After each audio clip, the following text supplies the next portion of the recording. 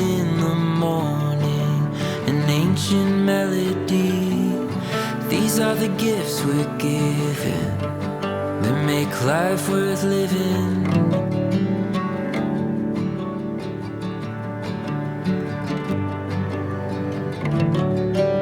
Never lose the wonder written in your soul. Hold on to the thunder shaking in your bones. You got a song worth singing and a fire to lead you home.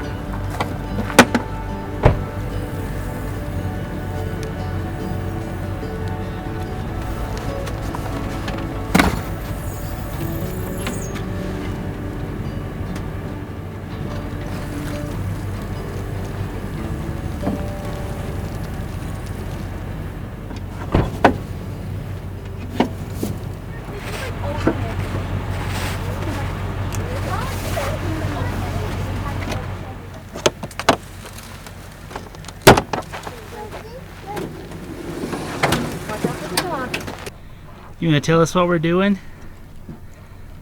Are you sad? Why are you sad?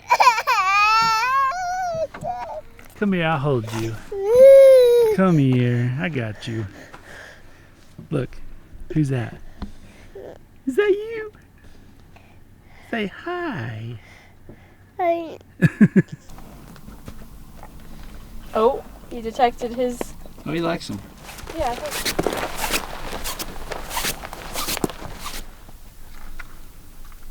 Cool spot, isn't it? Mm-hmm.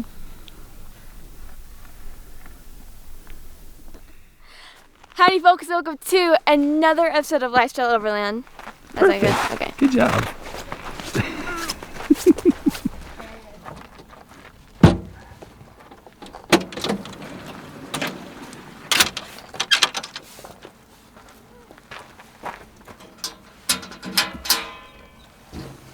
We're back, baby. Yeah. We are back.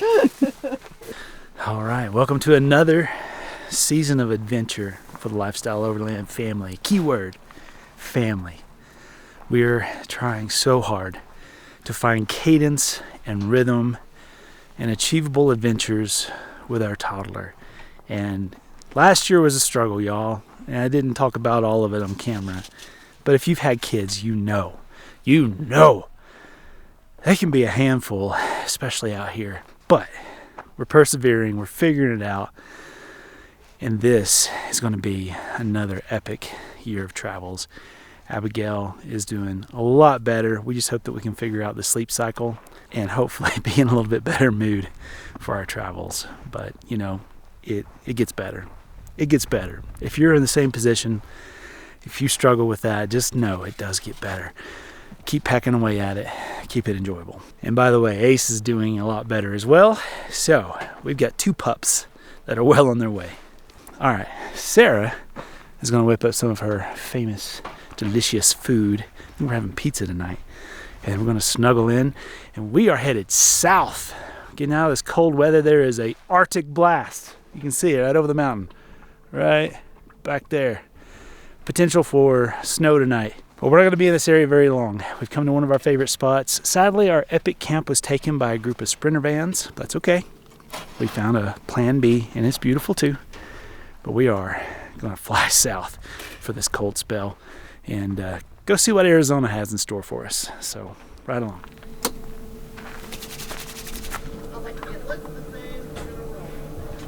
Because it's the only time of year you can get the sumo tangerine and sumo citrus. It's funny, I like this table on the fridge, and then I also don't. Because I have to put it up to really be able to get stuff out.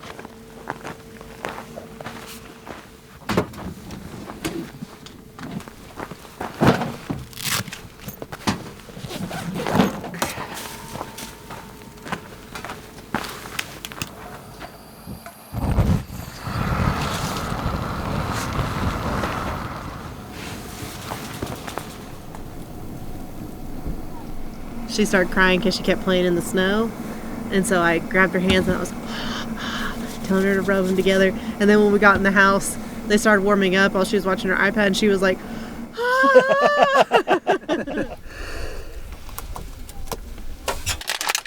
I think we're all just a little jazzed to be out of the car. I think so. And it wasn't that far. At least Abby's happy. That's all that matters. Pretty simple process, huh? Yeah, I just bought the store-bought crusts and split them, load it up with all your favorite toppings. Good to go.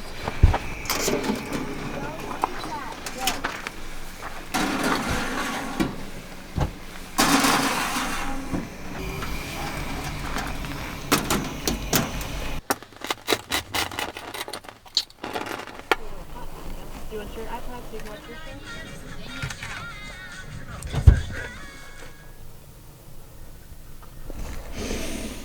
Oh, mama. That looks good. I'll do.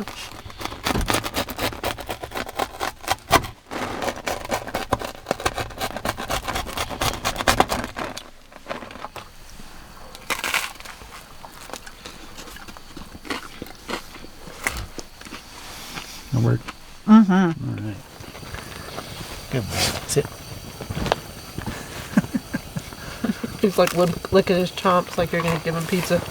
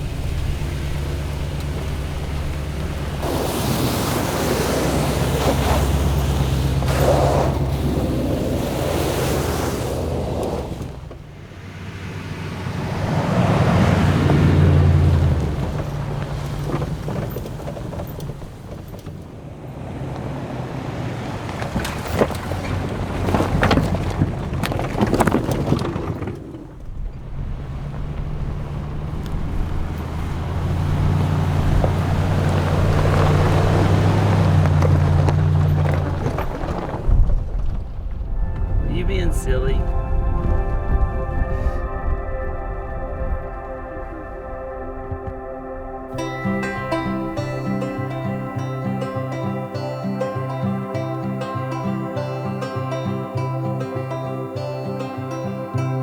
I've seen the stars on the ocean,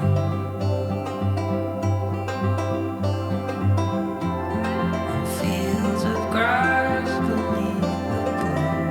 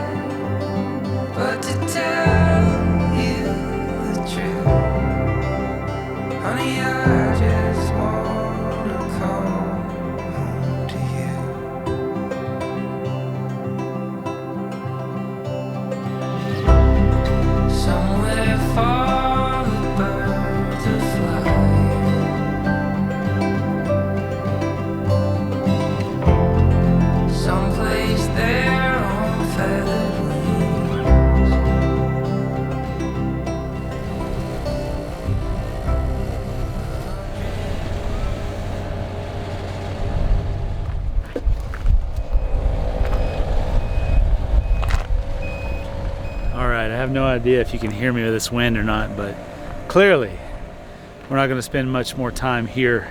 Wind's picking up, single digits are on the way. We might have even hit them last night. It was dang cold. So airing up, hit the hard roads, try to find greener pastures.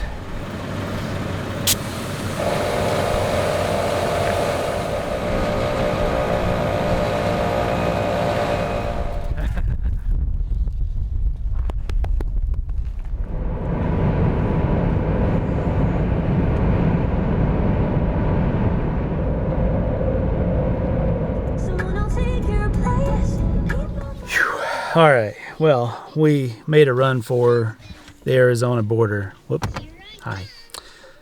And it's like low 40s here. Much, much better. And I think it's only supposed to get into the mid 30s tonight. What was it supposed to be? You said 20s, right? 20s, yeah. Still, better than 7. And wind. And wind. No wind. We are exposed, but it's one of those nights where we're just taking one of the first campsites instead of driving on and on and on into the dark. Yes. I have learned. All right, let's get set up, get some sleep, and then fly south. Oh, that was weak. That was just as good as the other one. Mom's tired. Caw, caw. That's a beautiful spot, though. We'll take it. It works. Just some real quick barbecue sandwiches. Boy, you got something pretty going on. What's all of that? It's frozen olive oil. Oh. And pepper. And salt and pepper, yeah. Okay. Dinner time. Where she just woke up like grouchy and sad. Yeah. So she kind of like cried for a bit. You give me a smile.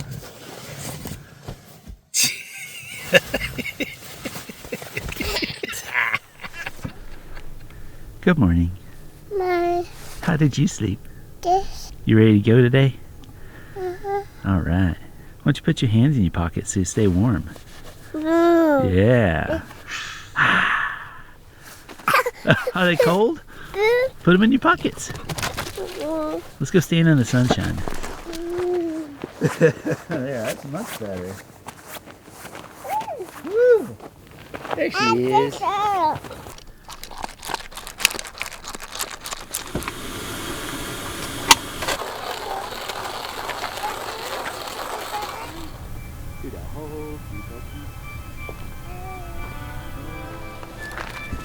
Look, it's shaped like a heart. Oh, that's even better.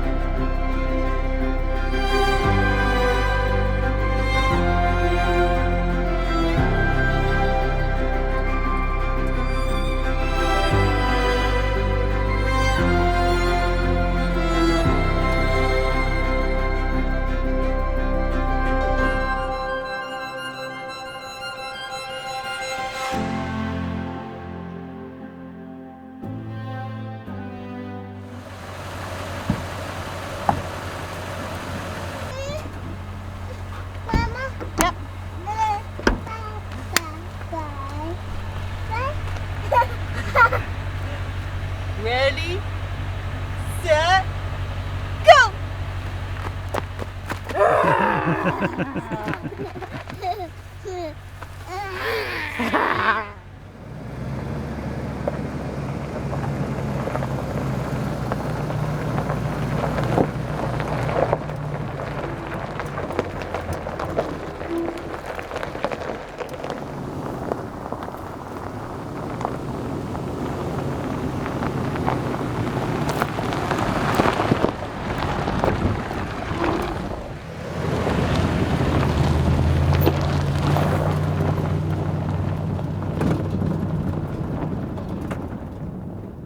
All right, good morning again. Still on the move. Cold weather keeps pushing us faster than what we had hoped.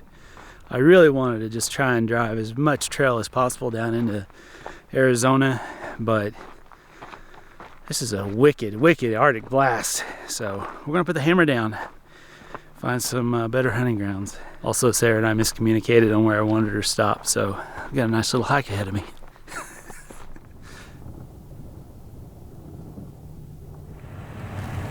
So around bedtime last night, somebody drove past the campsite, turned around just about 100 yards away, came back here, which is maybe a quarter mile from camp, and just started shooting.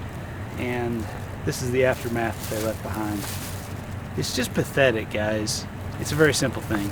Just leave it better than you found it. Or at least take your crap with you. And 20 gauge 6-shot. Come on, bring your rope now.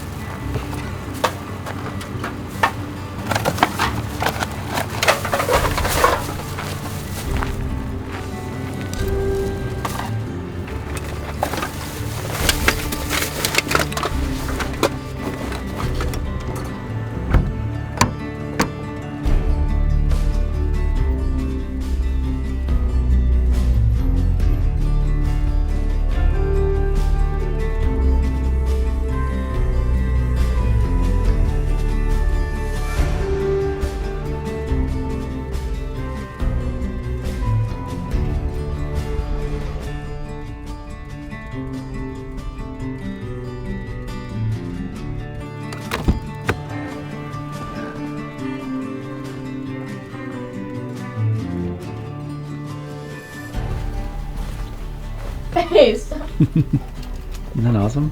Yeah. They had a fireplace in here too, I think. Yeah. See? Smoke would go out that way. Oh, stretch those legs. Whoa, whoa. Gotta get our land legs back on. Yeah.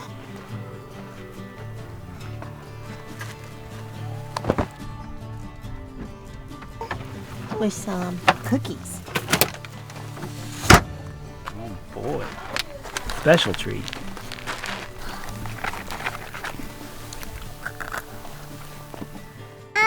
Go up. Go for it. There you go. You got it. Good job. Oh. You got it. You got this, girl. Good job.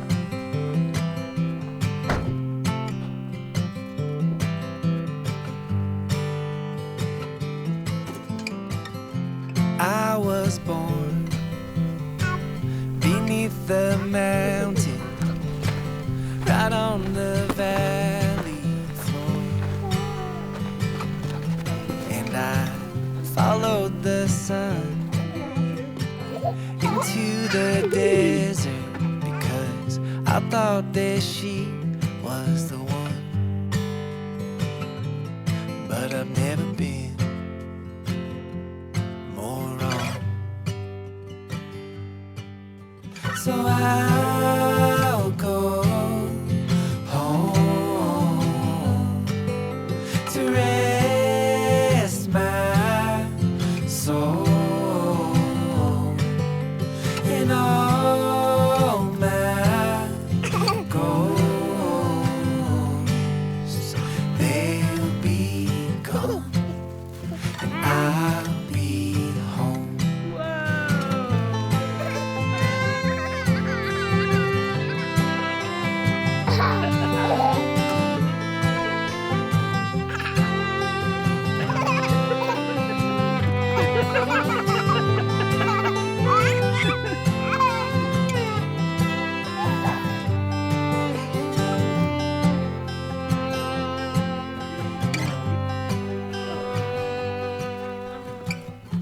Autumn time, I took a chance by climbing the highest tree I could find, and that's where I found you. By the horizon, you are the ocean blue, and like a river I'll run to you, and I'll be home to rest my soul and all my ghosts. They'll be gone and I'll be home. So what's for dinner? Grilled butter garlic chicken, and then some potatoes. Mmm. Thought maybe we could eat dinner a little early so we can have maybe a little light. Imagine that.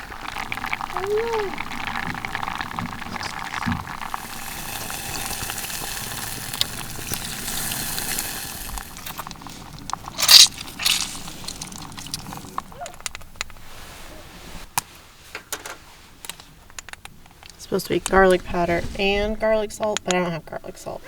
So I just do extra salt, Yeah. extra powder.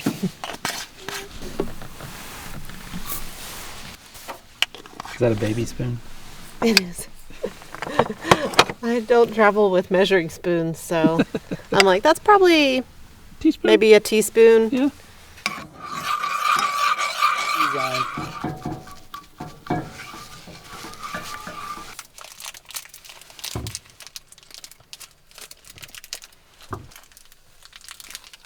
Good job.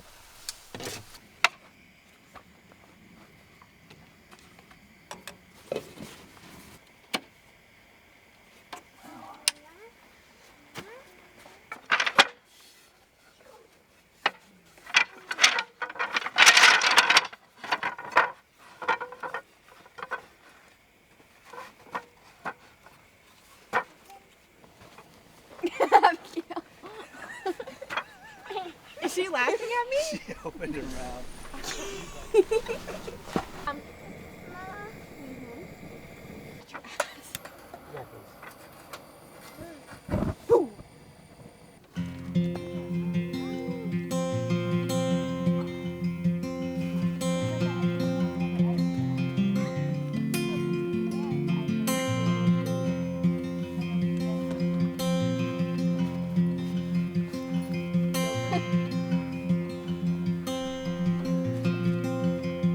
On there? Yeah. Okay.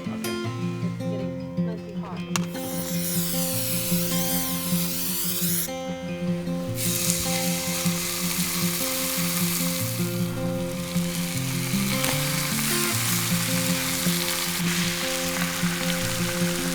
Like, that's just a tenderloin. Those are nice. That's turkey. Oh, like your mom. Your mom's. I'm in her chicken.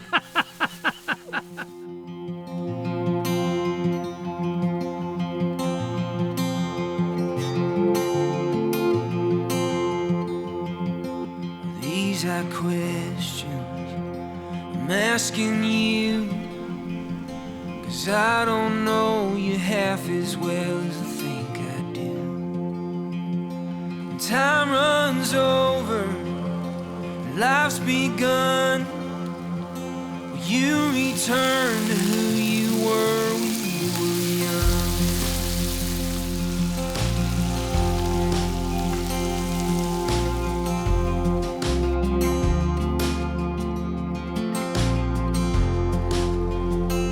Wish I'd known you when you were brave.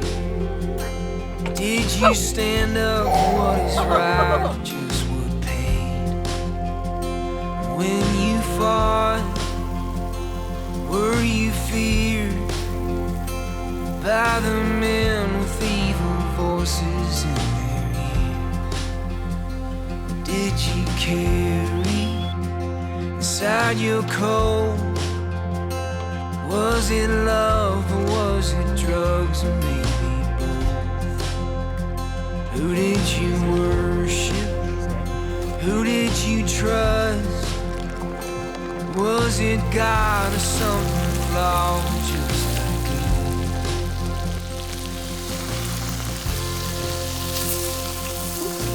Function one.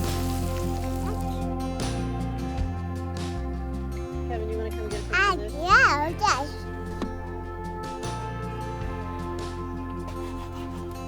It's crispy outside. Here he comes. Are you ready for this?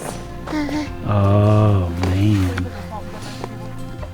See if it's Guess good. what? There's a hot topic right now. And there's none. A feast. Put all of it on I'm there? hungry. Okay. Hey. Is that enough?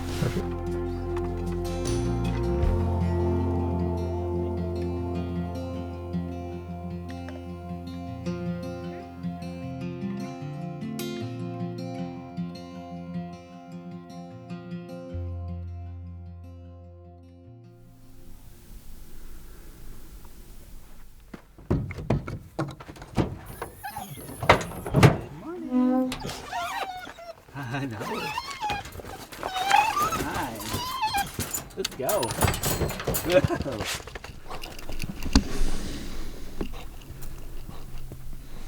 So, what's the situation? Our bed is nitty gritty. Is it? Yes, Okay. it's pretty bad. So we're going to shake out the blankets and I'm going to vacuum off the bed. This is day 5, right? Friday, Saturday, Sunday, Monday. Day Just 4. Only 4. Yeah.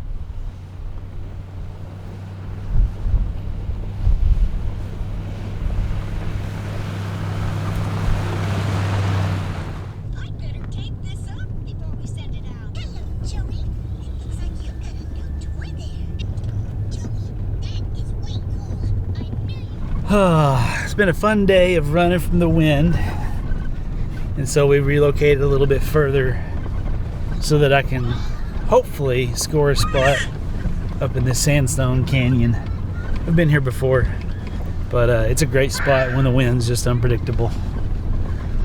Whew. All right, well, camp was delayed slightly. We came around the corner and there was this poor fella all decked out in his motorcycle gear. His fuel pump had died on his KTM, and he was hoofing it all the way back to town. So gave him a quick ride, and now headed to camp. Oh.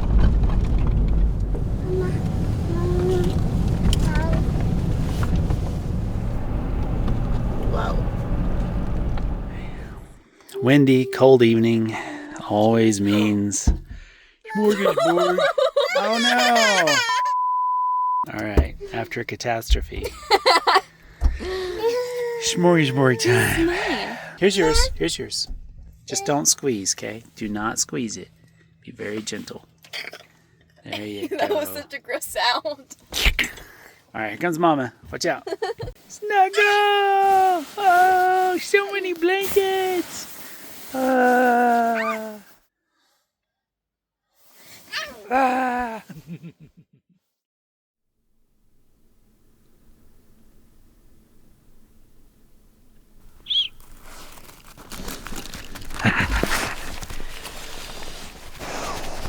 Well, good morning. You know, it's difficult pulling into camp in the dark and just not being able to see what's all around you, but the nice surprise, most of the time, is when you wake up to something like this. Just cathedral of sandstone. And it's a fun trail getting up here too. Even though we're continuing to drive further and further south, the weather has been like right on our heels, and so we're still seeing probably 20s every night. I don't know, it just makes it miserable for hanging around outside camp with kids. So we're just going to keep pushing, and the weather forecast is saying it's supposed to warm up anyhow, so we're looking forward to having some pleasant evenings outside. Good morning. How'd you sleep? This. Yeah. This. You go for a walk, look at the rocks? Wow. It's your perfect size. Is that your house? Yeah, is that your house? Look at Ace.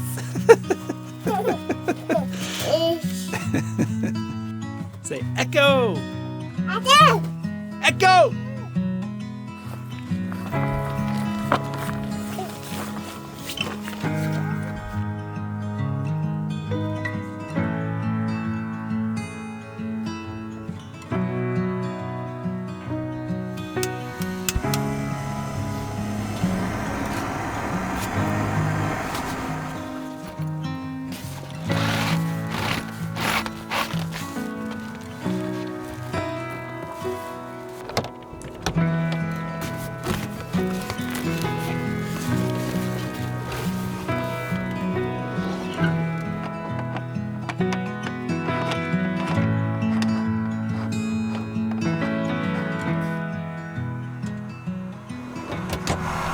Fancy. We're a little pretentious. No,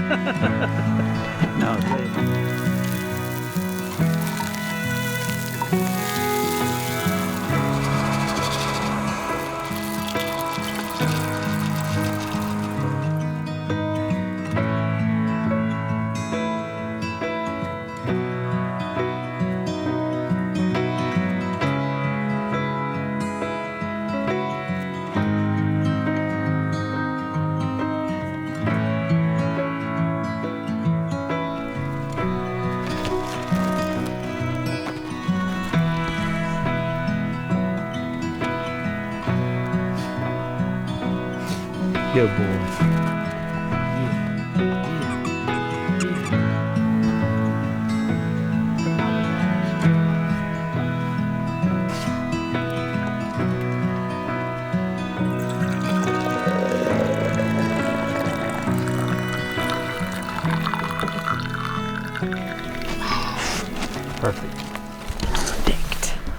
Science. I didn't even measure that. Oh, you just that good. Well, because the scale, the way you kept wobbling it, it wouldn't zero out because it wasn't a still surface. Oh, because I was moving the thing. Yeah. All right. So Good just shot. winged it. We'll see how it tastes then.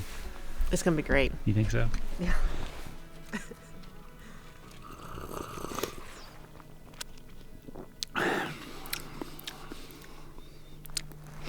That'll do. That'll do. Hi, ladies. Are you so cozy? Oh man, Abby's been pounding that food.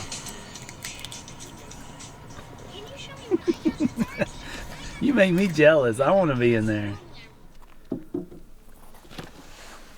That looks delicious. Mm-hmm. All right, well, we've been on the road for 5 days now. And as of last night, we ran out of our first tank of propane. Now, if you look at our trailer, it's a little bit different than some of the other ones that Expedition Trailer makes. We specially requested no spare tire on the front of the trailer. We want to just use the spare that's on the Tundra and instead place two 20-pound propane tanks. And that gives us one to use for the fire pit, but it gives us loads and loads of capacity for heating things, and it's been spectacular. I'm so glad that we made this decision. So after 5 days of running constantly, even on the road, because it was so cold outside, we had the cabin set to 50 degrees, and that does two things. It keeps the cabin preheated for when someone wants to pop in, like to change a diaper or something like that. But also, the ductwork comes back here into the kitchen and keeps all the piping and stuff warm. There's added insulation as well back here in the back to keep everything from getting too cold. And then the water tank itself, which has 36 gallons, and we've only used a quarter of it, has tank heaters underneath it as well. So those kick on, as long as you have the switch on, they kick on automatically when it gets below a certain temperature to make sure that your water doesn't freeze up. And I usually try to run with at half a tank or less if I'm just not planning on taking showers and stuff on the trip, but because it's so cold, I wanted all that extra mass to make it that much harder for the cold to overtake it during the night. It's just like if you had a bowl a quarter of the way filled, it'll freeze a lot faster than a bowl that's all the way filled, so mass helps that. But it's been phenomenal for cold weather. We would not be out here if it wasn't for the comforts and the capabilities of this trailer, so I'm beyond impressed. I will do a detailed walkthrough at some point and answer a lot of the questions that we've been getting from folks, but spoiler alert, it's very, very positive.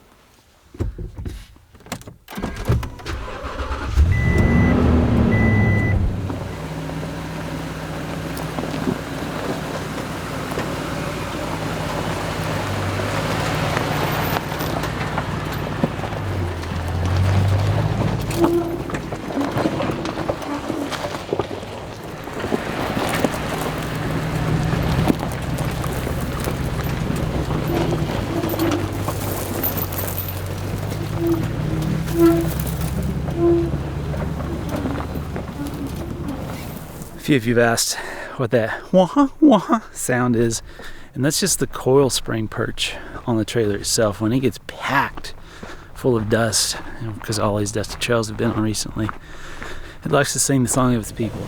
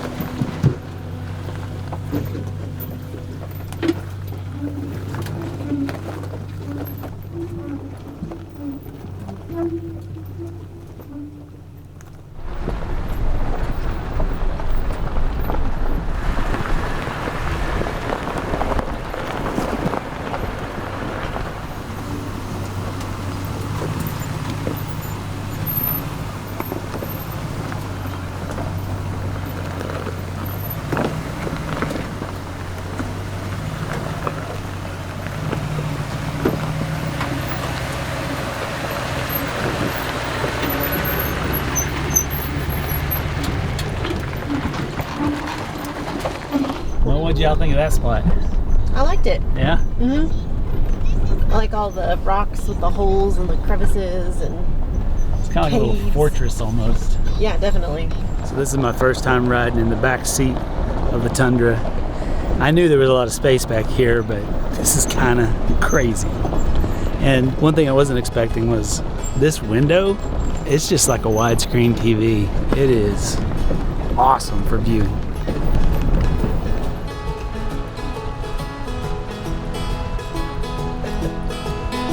Follow me to my favorite tree. Well, I'm offering a steady hand.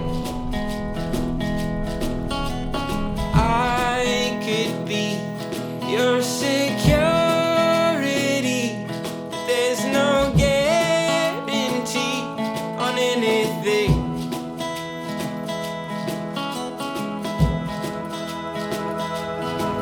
And I'll take care of you along the way. My love, one day at a time, will leave our troubles behind. And you'll take care of me along the way. My love, one day at a time, will leave our troubles behind. Here with you in our treetop view. Well, it takes me to when I was young. I fell before, but I can't ignore that it's nothing like I'm falling now.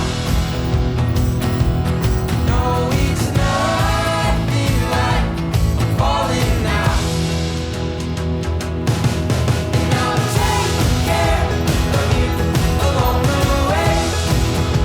My love, one day at a time, will leave our troubles behind.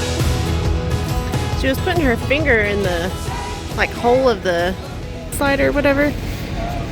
So I wonder if maybe that's where she did it. I feel bad because I actually have cute Peppa Pig ones at the house and I didn't bring them. I think that's the one weakness of this big old first aid kits is just little tiny band-aids would be ideal. Right. Mama, Hold on, be still. Daddy's gonna fix it. All right, let's see that finger. Hold your hand out like this. I need to see this one. Perfect. And we'll wrap it up and it'll get better. Yeah. Perfect. Now, it'll get all better, okay? Leave it on. You can show Sissy you got Band-Aid. Yay! Your first Band-Aid. Yeah! Ditsy! Look at this. Resupplied? Just need a few more days. All right. Good boy. Good boy. My love, one day at a time, will leave our troubles behind. Yeah, yeah, yeah, yeah,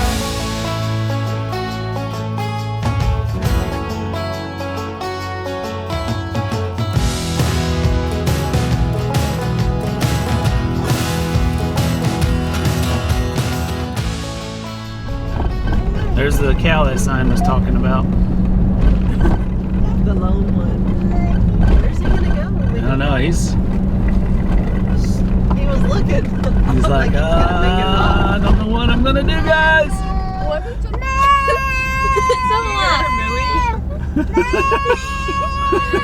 He's trying. Got this. You Huffle. got a little scared. Oh, yes! yeah. Oh, you didn't even jump.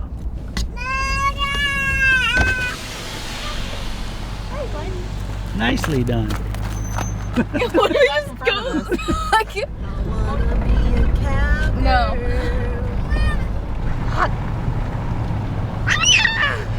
How's it taste?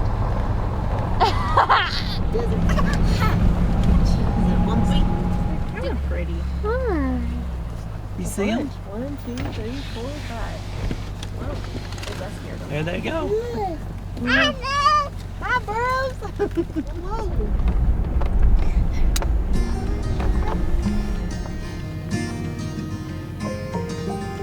Late night strolling, far from home and horizon looking like a sunset dream. Midnight talking, water crashing, evening feeling like a postcard scene. 'Cause it's just us two, dancing with the moon, my arms wrapped around you.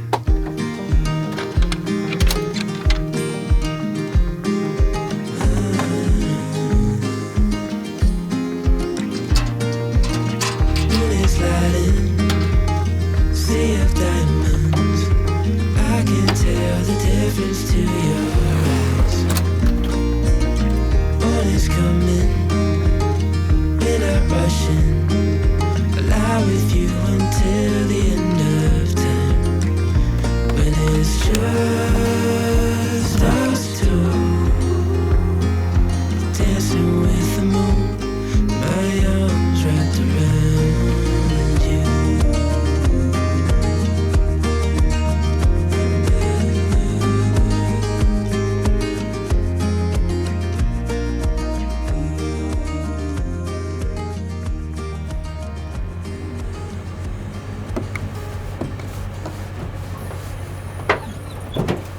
Good morning, sunshine. Hi.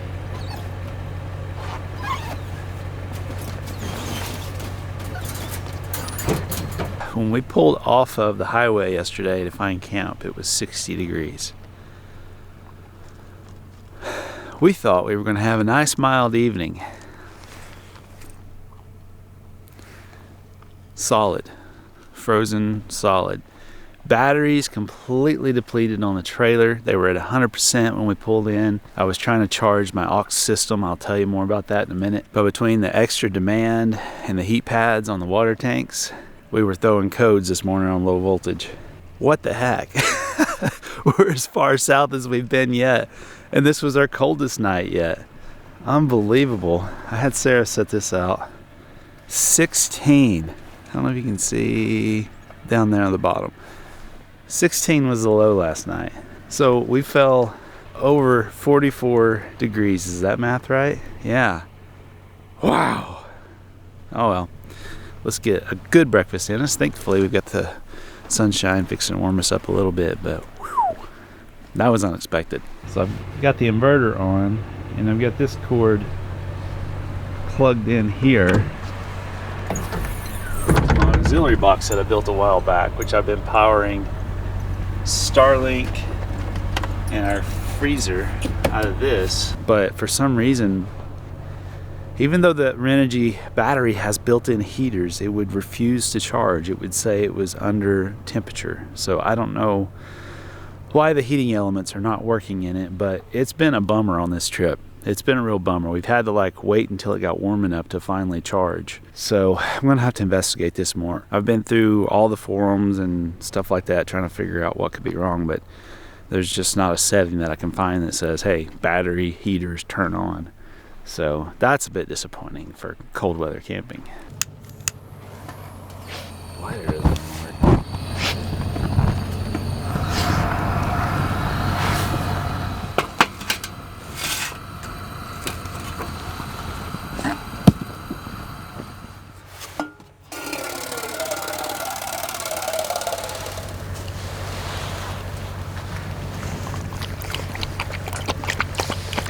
Ace is really turning in to be an awesome pup. I think we're at 10 months now, 10 and a half months old, and he's already doing extremely well. He's got his quirks, he's got his things, just like all dogs do, but we're working through it. But out here with the cold temperatures and all the steps that he's putting in, we've almost more than doubled his food intake, and he's just burning a ton of energy. He's in love with it. I mean, he stays close to camp, but he's got his nose and everything, just hunting and chasing birds and having a blast. It's awesome to see.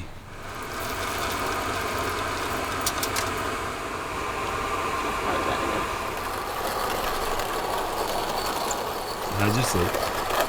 It's all right. Yeah? Yeah. A few little, Mommy, I can't find my night-night. So I helped with those. How has the sleeping situation been? I mean, it's fine. Yeah? We're not getting up for a couple hours. All right. No. Well, that's So that's winning. If we can quickly go back to sleep. much improved. Yes.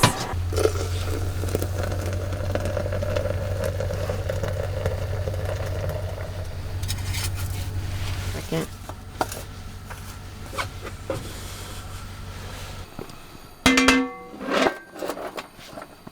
All right, I went ahead and closed down half of the tent to maximize the solar input so I can turn the truck off. It's been running for about an hour and a half because we were at 0 over here.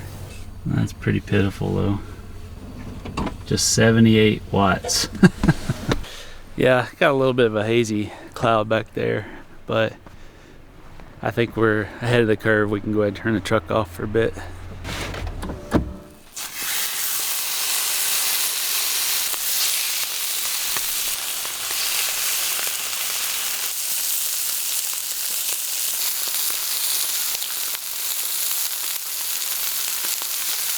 So steak for breakfast? Yeah. That's new.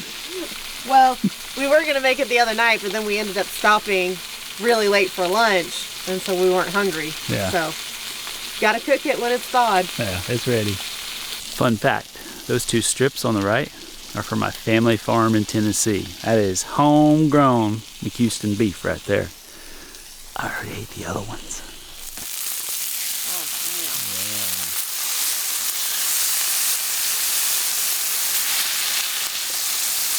Don't drop that in the dirt. Right? I've done that before. Yes, you have. And this dirt doesn't come off. No, it won't.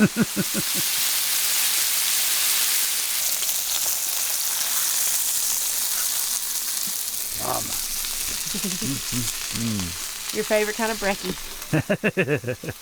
Any meal. Yeah.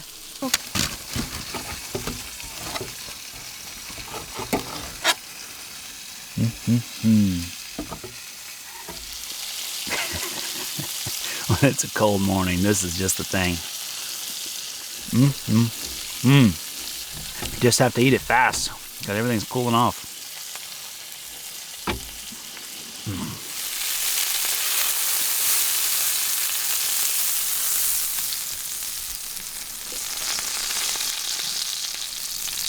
We had some potatoes left over from the other night. But those are crispy now. Yeah, they're good. If we don't have ace hair all in it. Oh, mama, get you a slice of that.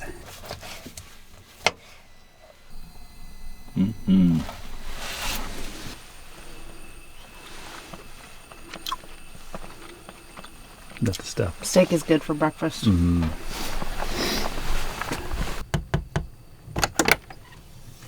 Breakfast with steak.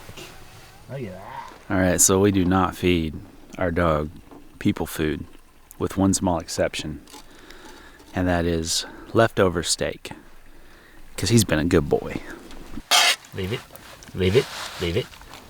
Okay. Good boy. Alright, will you help me carry my...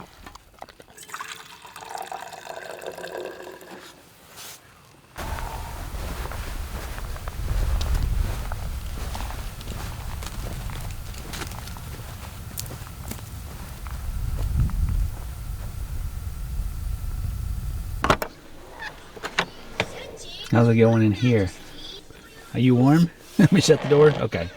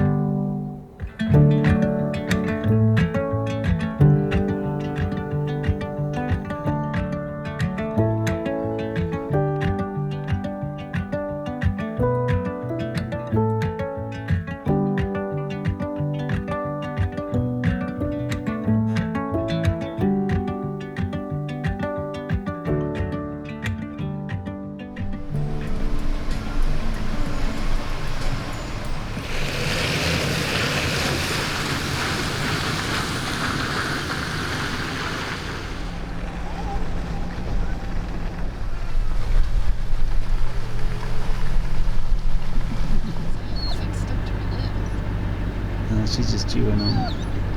Wow. Some kind of mineral in there she's after.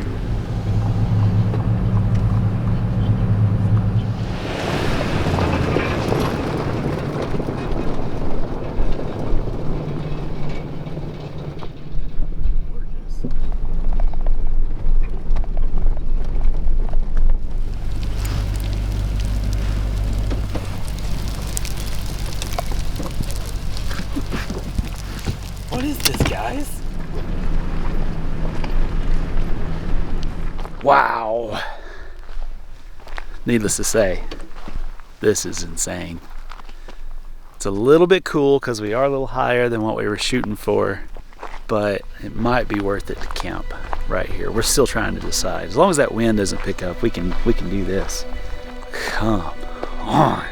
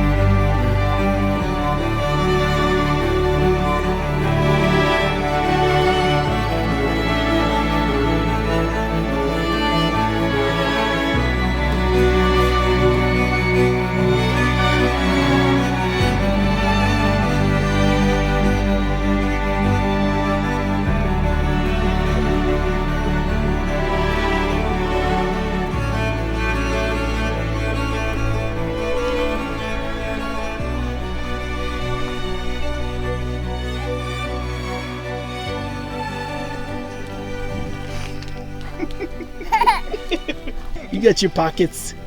Okay.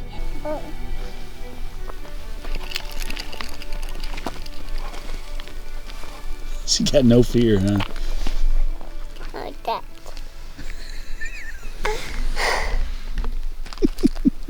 Some pretty crazy rock down here too. I guess that's what makes all of that over there. If you're a geologist, comment below. What are we looking at?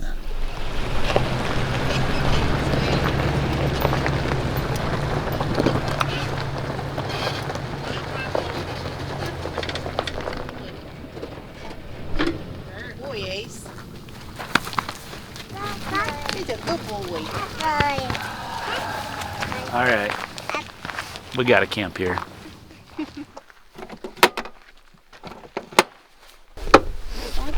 Yeah.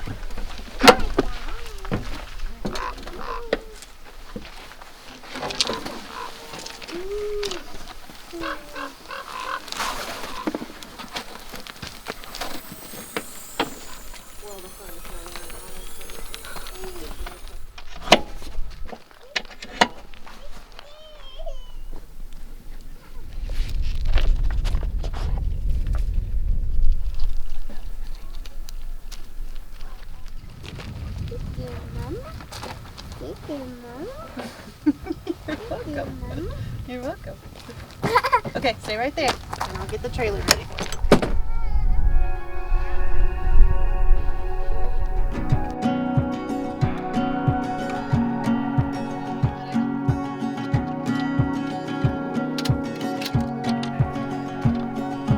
I see forever when I look in your eyes. A love that is deeper than the blue in the sky.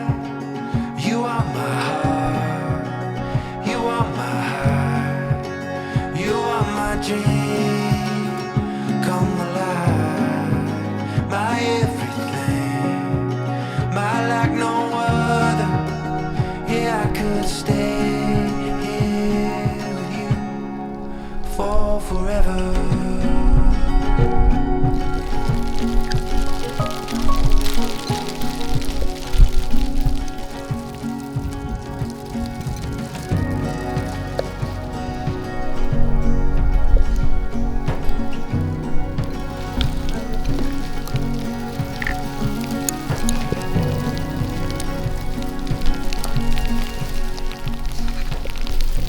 Wow.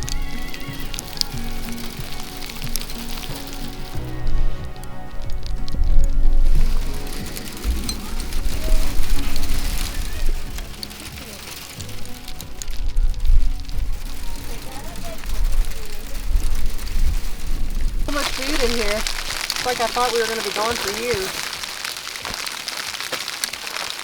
You got your snow, bud. Not just snow, ice. I'm going to assume you want a fizzy water, yes? Sure. Well, in times past, we would have just skipped on this spot, knowing our exposure, potential weather. But man, sometimes when it's just this beautiful, you gotta embrace it. And when you got a cabin, a warm cabin to hop into, and a tent that doesn't flap like crazy when the wind does get up, it opens up new worlds. I'll just put it that way. This is crazy. We went from like this desert, beautiful orange landscape to like wintertime over here. I was just telling Sarah, this is one of those moments that we chase, right? They don't happen very often, but when they do, you're like, we were here. We were here. Unbelievable.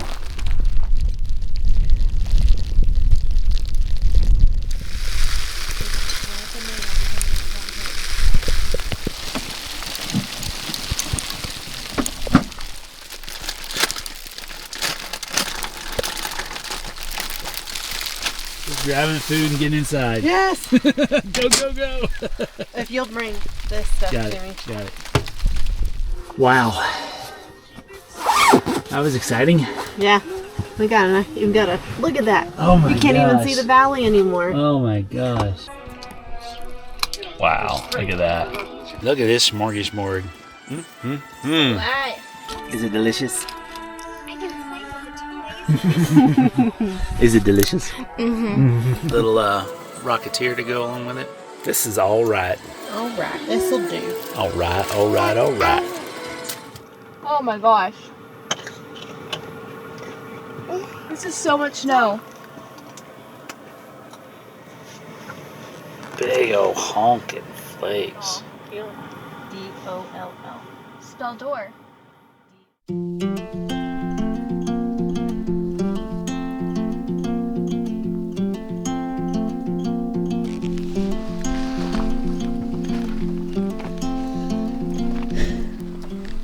And just like that, it was gone. It's done. It's a beautiful morning, though. Oh yeah, and it's actually not that cold. No, that sunshine is glorious. I mean, I'm still in my pajamas. For fashion inspo.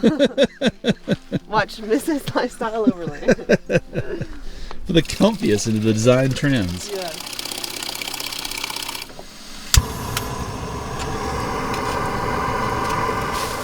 So what's your ratio? I've been doing 30 grams of coffee to about a little over 400 grams of water. Gotcha. So what's that ratio? I don't know. Now, as much as we would love to camp in a winter wonderland, this is okay. We flew south for a reason, but the good little taste is pretty nice. Hopefully things will warm up for us. We're going to drop down in elevation by at least 1,000, maybe 2,000 feet today, hit some of the trails around here, and the forecast has much balmier weather ahead for us, which is what we need. I mean, these girls, they can get out for a little bit, but you know how it is with kids. Like, it's a little bit miserable trying to camp in the cold with them. So we're trying to find the right warmth band where we can spend more time outside, get away from the tablets, which unfortunately are a piece of our strategy for keeping the peace. Caroline does a lot of schoolwork on hers, so just having it both as school and a pastime for when it's super cold is kind of stacking up against us. So yeah, we're ready to find a good spot, get outside, spend a little more time around the campfire, a little less time huddled inside around the digital entertainment. Good boy. How'd you sleep? How'd you sleep? You're looking bright-tailed and bushy-eyed. So speaking a little bit to hard lessons learned thus far on the trip, one of those is that my auxiliary power box, which has come in super handy, it's had its issues, but one of the biggest issues is the fact that these 12-volt sockets, they're just not designed to handle off-road vibrations as it sits, especially with a box that's not super secure. It's got its own vibrations as well on the bed of the truck. We drove about a day and a half, not realizing that our freezer had come unplugged. So we lost some of that delicious homegrown hamburger beef from my parents' farm, along with some other things, and also proved the fact that, yes, it is a concern that that ice coat does not have a seal around the bottom, because now there's juicy juice down in the bottom of the fridge. So we're cleaning it up the best we can, but now it's refrozen, so it's not an issue. We'll have to address that when we get home. So, word to the wise, if you're going to do something like that, and I'll be making some adjustments myself using Anderson plugs, which lock far more securely than the cheesy little 12-volt sockets. Sucks. Really sucks. Then we lost some steaks, which makes it even worse. Lesson learned.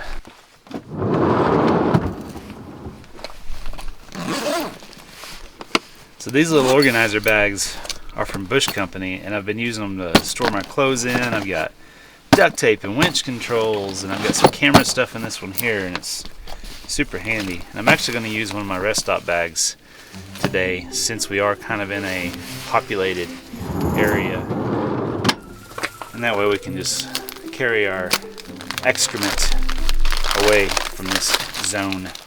People will appreciate it, and Ace won't dig it up and eat it. Pro tip: if the sun's out, you can preheat your toilet. Thank you, Mr. Sun. So these are just Mylar bags with some moisture absorbing stuff down the bottom. Just drop that guy down in there. Lay this over the lip. Slap that down. Optimize the approach angle. It even comes with everything you need, including a sanitary wipe. So let's do this.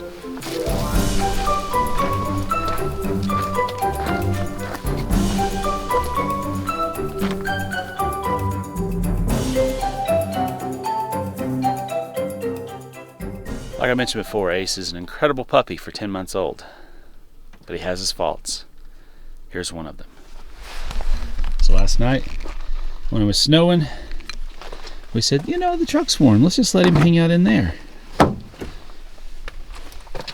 We forgot that Abby's meal from Wendy's was still in here, and he found it and commenced to, pick through for the good stuff. Our bad. Can't blame him too much. It's a nice little reward, I guess, for putting up with us. I woke up in the world I wanted. You were doing that last night. Sunrise dancing with the morning. In your eyes, I swear I saw it. I woke up in the world I wanted. I woke up in the world you gave me. New horizon in the making. Wish I could bottle love and save this moment. I woke up in the world I wanted. It used to be a dream, but now it's you and me. It used to be a dream, but now it's you and me.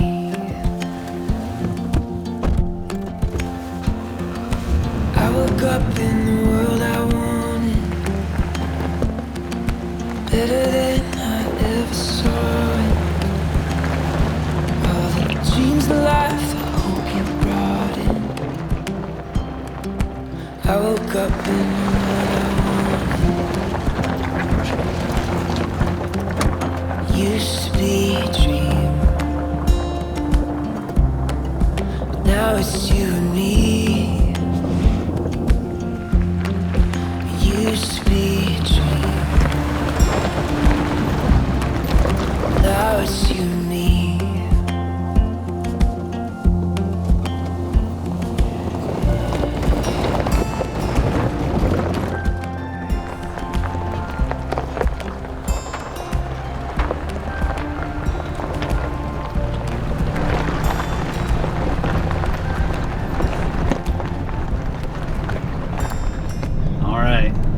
Was that epic camp worth braving the cold temperatures and the snow? Yes, it was. It was really fun having the snow, actually. Yeah. And then it was a nice sunny morning, so ate breakfast outside. It was great. It's taken me a few years, but this woman is starting to love wintertime. Yes, more than summer now. There you go.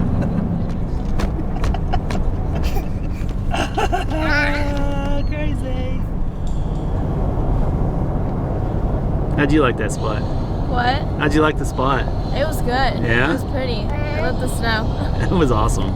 Yeah, but I was really cold though. Unexpected.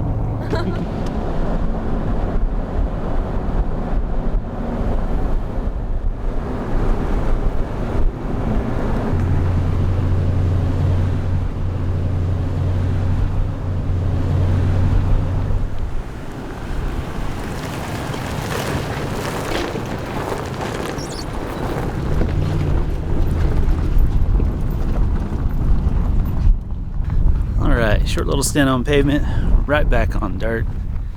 Let's go see what we can get into. There's actually a decent camp spot right there. That'd be a nice overnighter. Usually, anytime after you've done a new build, you'll find some rattles and things after the first, I don't know, 500-600 miles of off-road travel. One of the things that we found was the fact that our winch is rubbing against the vertical upright for the grill support, and so you're going to hear that knocking and clattering from time to time.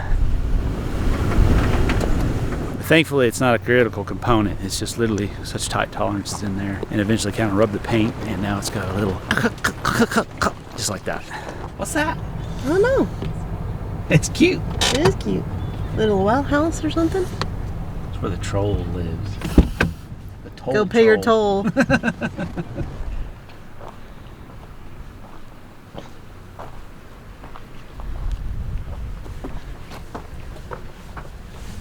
Wow.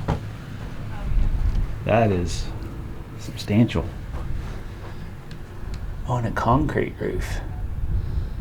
Wow. This looks like it was a prison of some kind, to be honest with you. All right, returning to a spot that we camped in, I think 2017. This is one of the infamous Keith Kessler suggestions, a connoisseur of campsites, master of navigation, the Kessler himself. And when we were here last, we actually went up that slot canyon right there, and a bit of a sketchy hike. At one point we were in waist deep water with Caroline on my shoulders. It was fun. It was fun. and we came back on the other side there. There's actually some Apache artifacts scattered in these hills as well. So if you find them, leave them, but just enjoy them. It's really cool. It's really cool here. What do y'all think? You want to call it camp here or keep moving? I don't care. Whatever you want to do.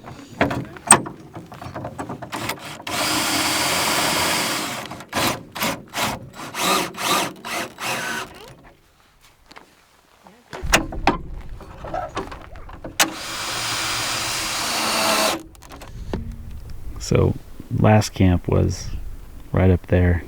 This might be the earliest and the shortest we've traveled for making camp between camps, but it's such a beautiful spot. I got a long list of things to do. We got a premiere tonight, all that kind of stuff. So down here in the warmer weather, Caroline's gonna work on some school. Abigail's doing some exploring. Ace has found a javelina foot. Scorpions have been spotted. It's just fun. It's a whole education smorgasbord. But there is one problem, because I did not run very long. My auxiliary battery box is suffering, so time to break out good old Red Arc solar panels and get this puppy topped off while the sun is hot.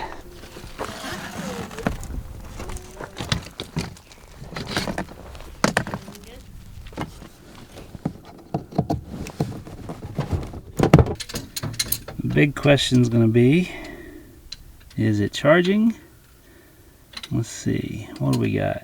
Solar charge at 20 volts and 7.73 amps. So that should be good.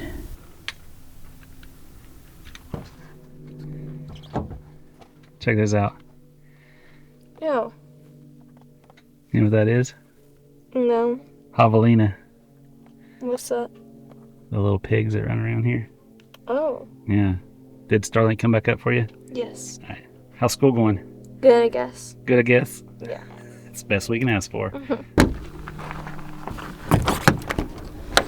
Now let's check and see how doing here. Oh, we're at 85%. Plenty of charge, but I'm gonna pop up half the tent just to maximize that in case it gets cold tonight and those heat pads need to run again. They do get quite thirsty.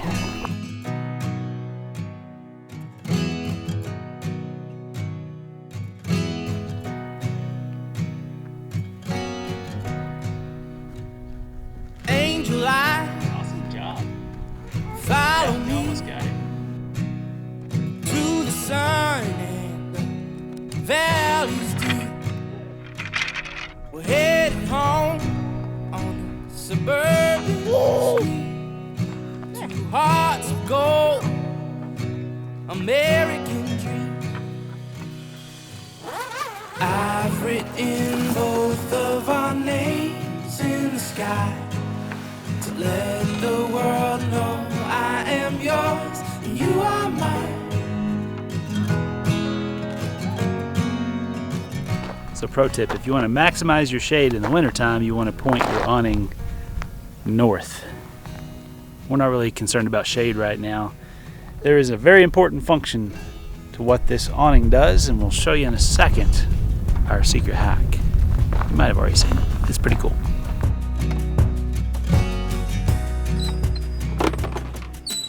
I've written both of our names in the sky to let the world Are you ready? know I am Get it. yours and you are mine. It will hang up there as long You can as you smile. like. Angel eyes.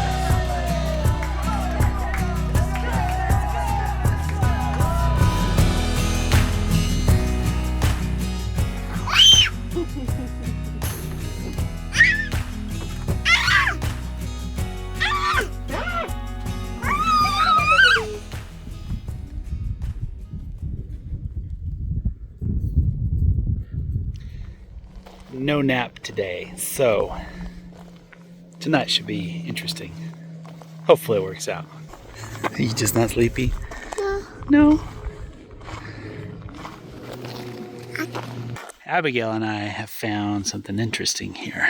These rocks are the perimeter of what once was a fort of some kind overlooking the spring.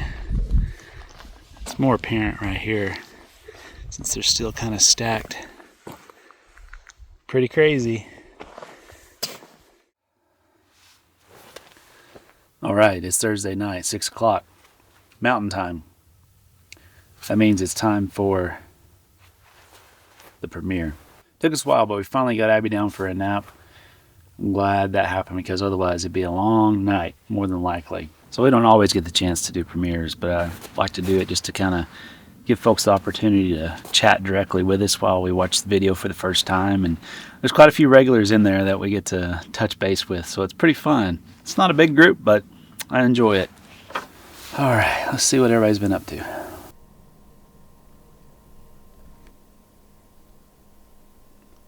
All right, had a great time catching up with everybody. Alaska Overlander, Bruni, Alaska Steve. So many of you guys who pop in there on Thursdays when we actually have a premiere scheduled. So thank you so much for chatting with us. Now it's time for dinner, but as you can see, sunlight got away from us. So we're going to get the fire pit up here, get it roaring. Sarah's got some pork chops to whip up. So let's get ready. One of the questions that we just got on our premiere chat was how we cook on the campfire. Is it hot enough?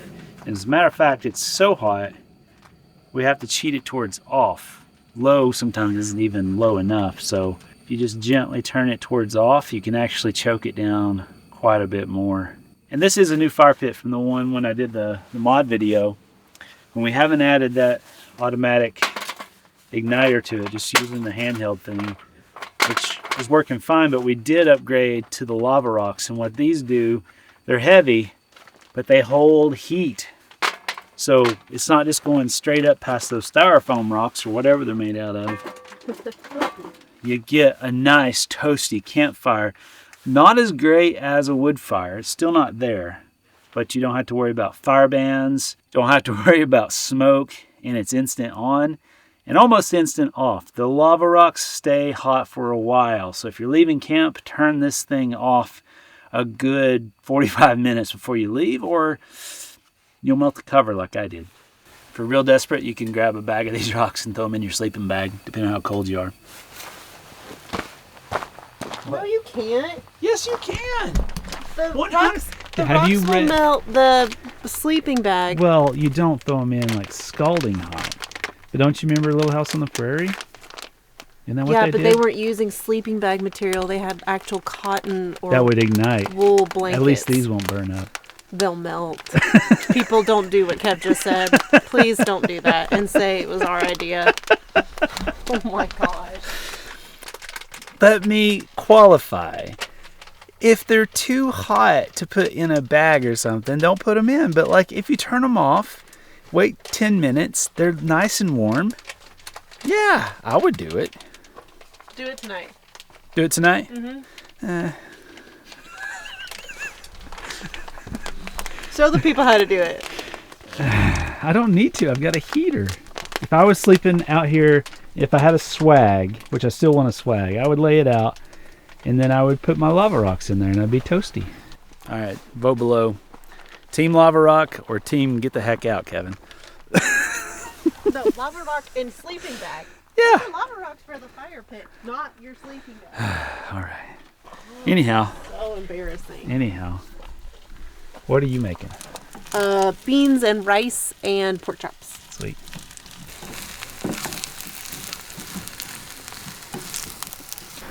Yeah, he's tired now. Has he had supper yet? No, no. You tired, buddy? You're such a good dog.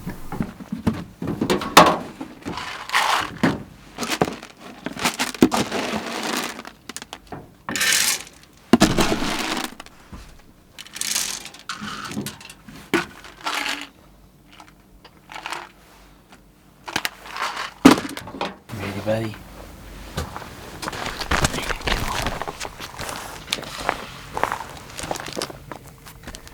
Go straight for the fish oil, don't you? Yeah, I don't know if you guys do this or not, but he has a bit of an itchy coat, so we started doing 2 fish oil in the morning and 2 in the evenings. Fixed it. Rarely do you ever see him scratching away anymore. Plus, for this trip, because he's so active, I mean, he's got one of those special collars that tracks his steps, and it's like, whoa, your dog's going too hard. So we double up his food because he's burning so many calories, and it's a little bit cooler at night, even though he has a nice insulated enclosed kennel in there, just to keep those calories chugging away, keeping him warm. But man, he's been a good one. And all that matters is what's here right now. And what comes after find its way around. I guess time was made to fly. And darling, in this life, it's all that matters.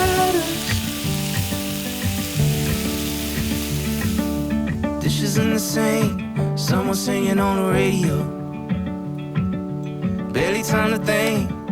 And now our baby's almost 3 years old, and her eyes look like her mother's, and her soul is evergreen. Gonna demonstrate the fastest way to clean the cast iron. Sure.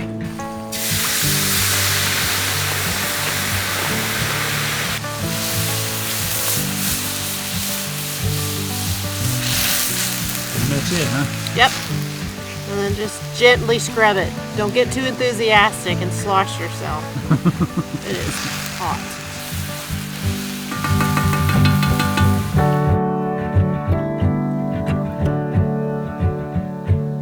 Whatever comes, just let it go. We can change our minds like we change our clothes. Does anybody really even know where the wind will blow?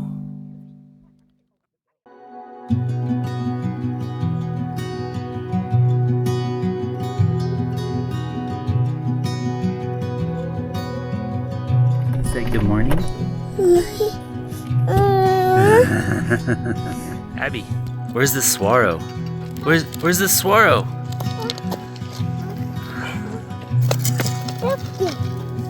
Look at Ace. He loves his sticks. So this is a pretty crazy fire pit slash, I guess this was maybe a fireplace. Maybe there was a cabin here or something. Now it's just a campsite.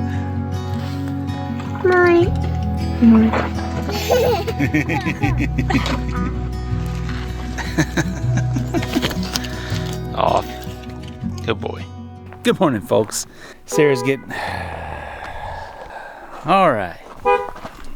Good morning, folks. Welcome to another day in the Arizona desert.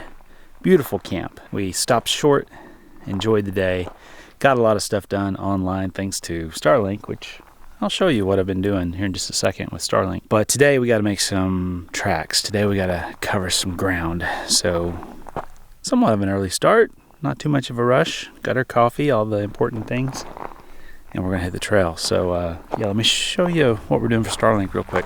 This is the Starlink Mini.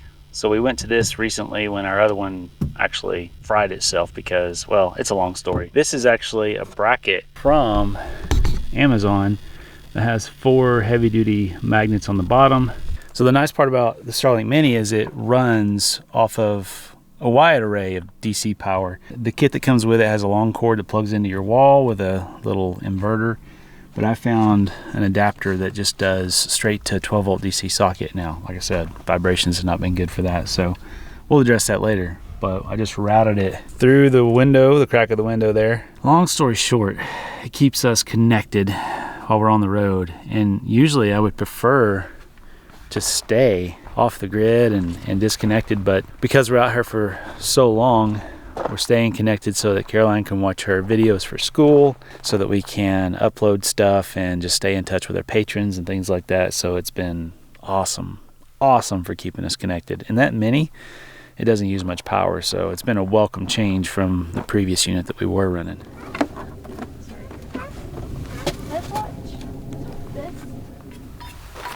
This tent has been a welcome change to ease of pack down. It's just stupid simple.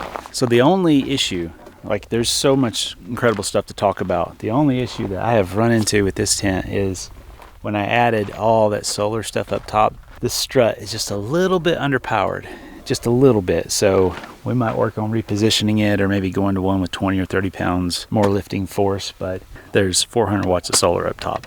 So I kind of get it. When I see change, just blow it in, and a far cry home again. When the road winds around the bend, I'm never too far, I'm never too far.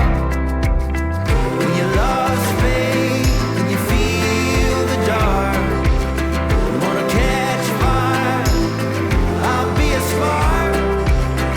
And in your hands, your head and your heart. Never too far, never too far.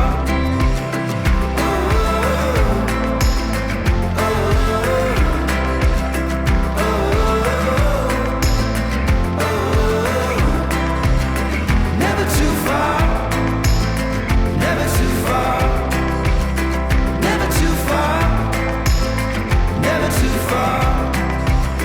Wanna twist fate and storm the night.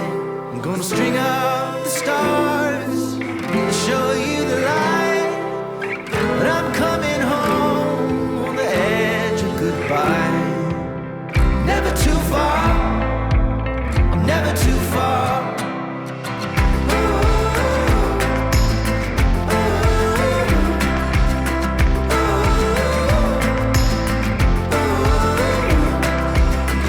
Never too far, never too far, never too far.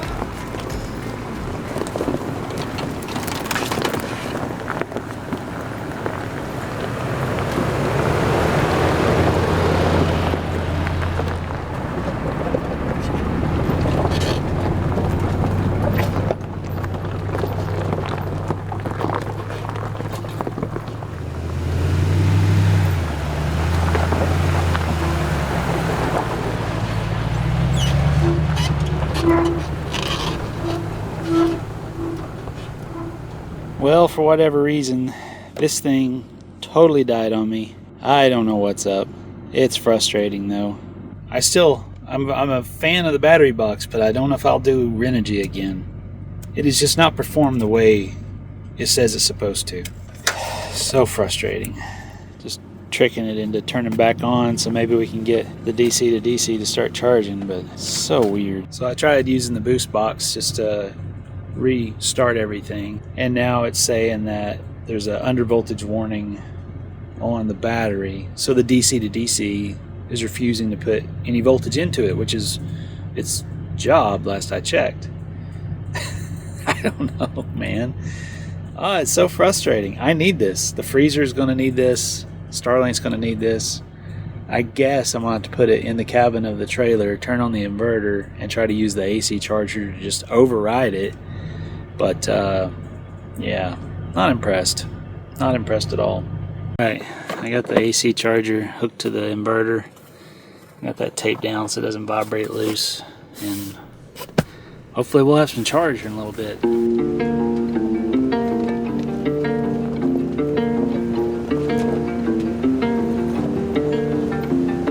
With everything I've ever done, I give it all to everyone for one more day. Another night I'm waking through another door I walk into, I can't break. And it's a winding road, and it's a long way home. Don't wait for someone to tell you it's too late, 'cause these are the best days. There's always something tomorrow, so I say let's make the best of tonight. Here comes the rest of our lives.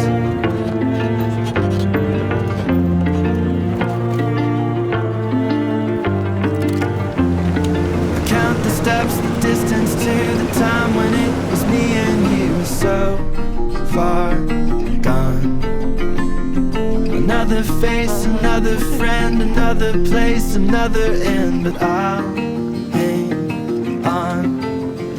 And it's a winding road, and it's a long way home.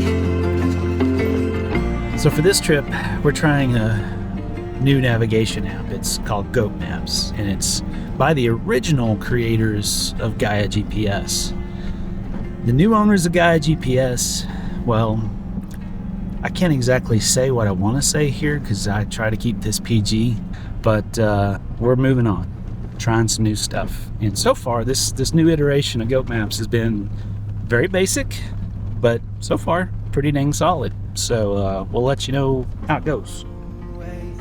For someone to tell you it's too late, 'cause these are the best days. There's always something tomorrow, so I say let's make the best of it. Don't wait, 'cause no one can tell you it's too late, 'cause these are the best days. There's always something tomorrow, so I say let's make the best of tonight.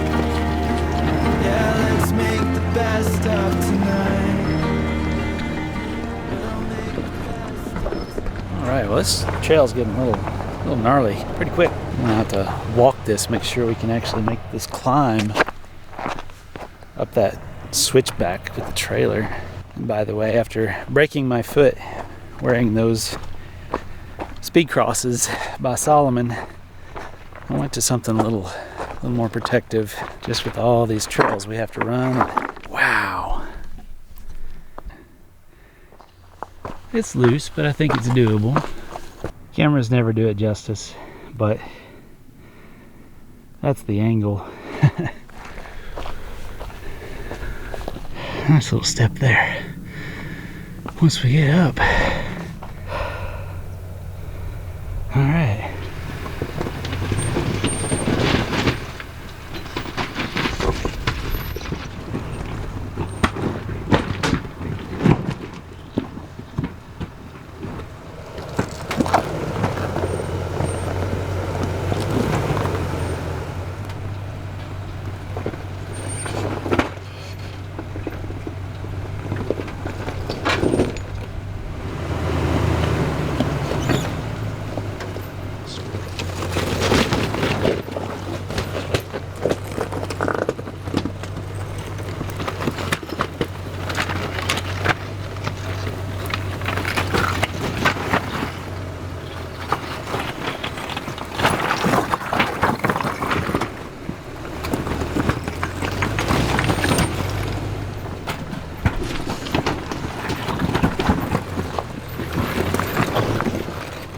Be our first big test.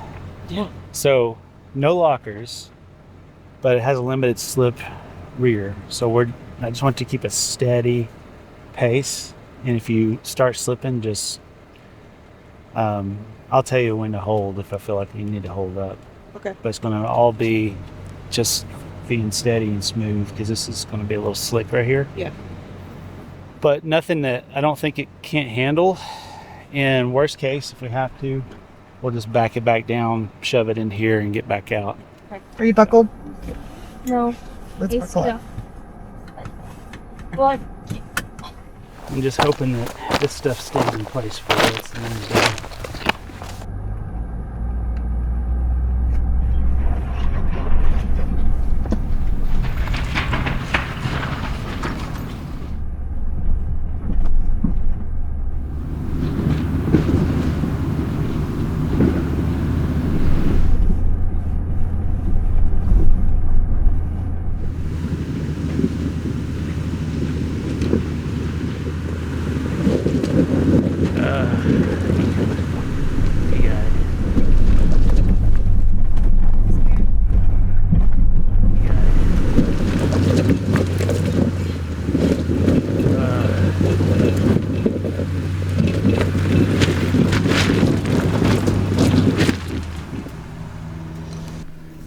that's what I was afraid of, and that's even steeper right there. Blockers would be nice about right now. All right, if it was just me, I'd definitely push it. I would get in there, I'd give them more momentum. Since it's just the family and still a shakedown for the Grizz in so many ways, we're just gonna ease it back down because it's fine to get spun out right here. If we got in trouble there and had to back out of it and come around this corner, I just don't, that's when it could get hairy. So we're gonna take what it gave us. We're gonna back out and live the adventure another day. Come back here in a year or so with some lockers and see what she'll do.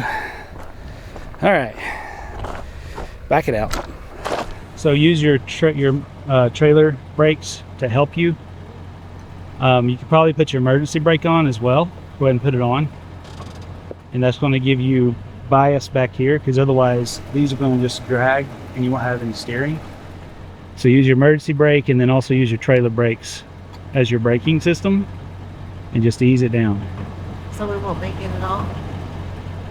I think we can make it. I think we could back up, we could hit it with some momentum, but the problem is it gets steeper right over here. And if we spin there and have to make this turn, that'd be 10 times worse. So if it was just me and the guys, sure. But for us, we're just gonna do the safe thing for now. All right, just nice and slow.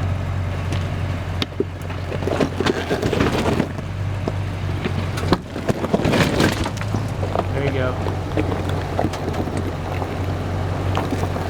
There you go. All right. Nice and easy. Great.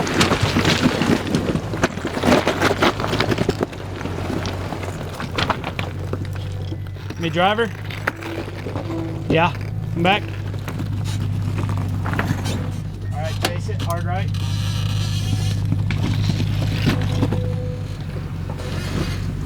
All right. A little more. Right there. Hold up.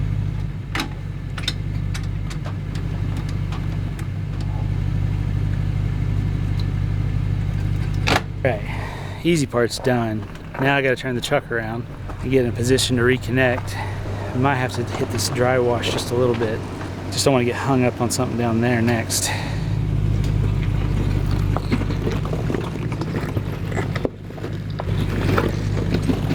All right, straight. Right there, okay. Back up the hill. Okay. There you go.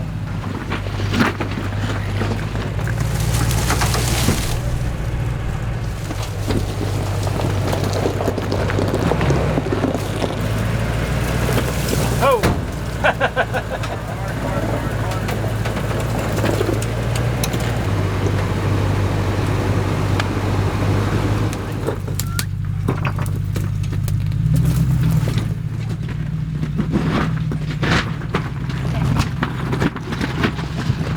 Yes, driver.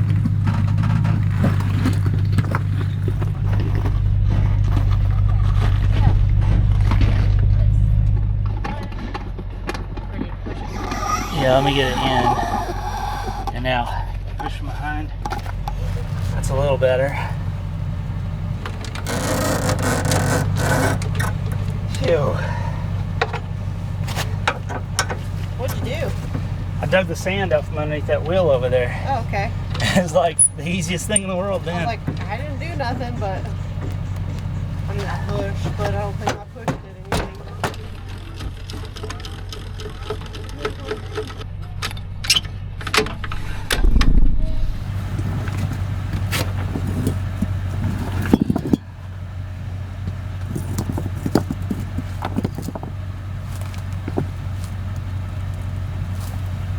Everybody clear? Clear.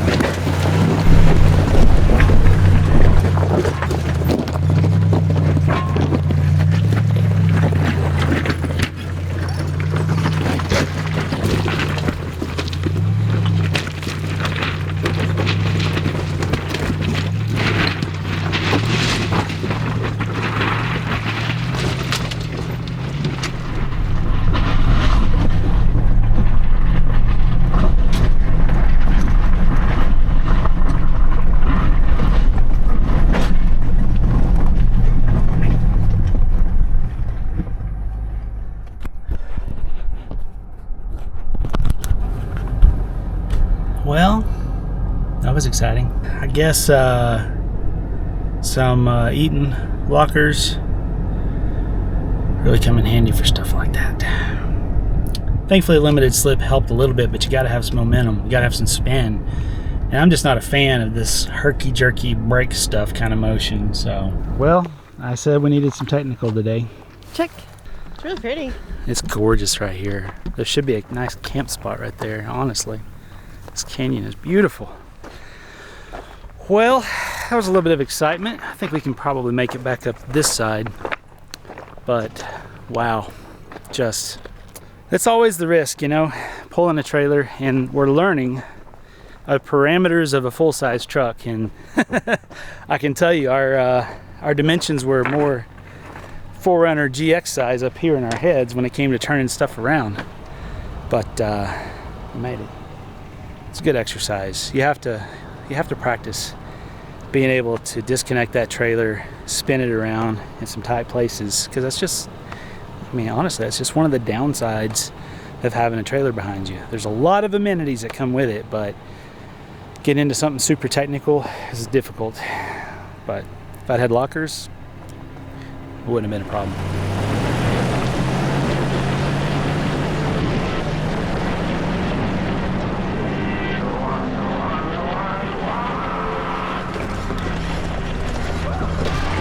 It's no time to be standing still.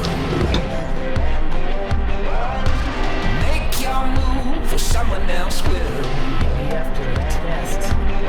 You got 2 limbs you can put to use, 2 feet to walking shoes, and that door you're looking through is a wild world staring back at you.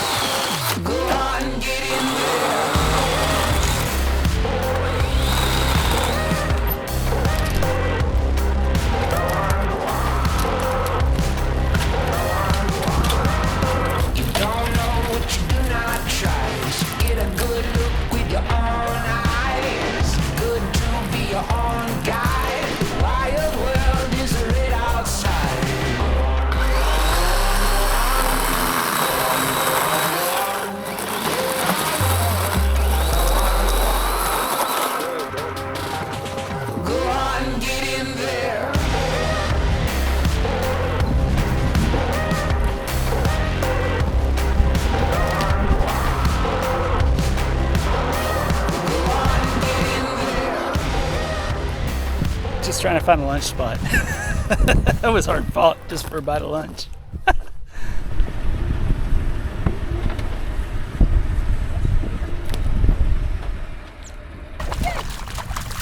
Oh, Abigail.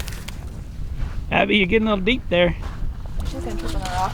Can you walk towards me? Ready? Ready? Good girl. Get it. Oh, yeah. Well, we came down here for a nice little beautiful lunch beside the lake, and it's just kind of desolate, very post-apocalyptic kind of feeling. So cheese sticks, easy stuff, back on the trail. This was a dud.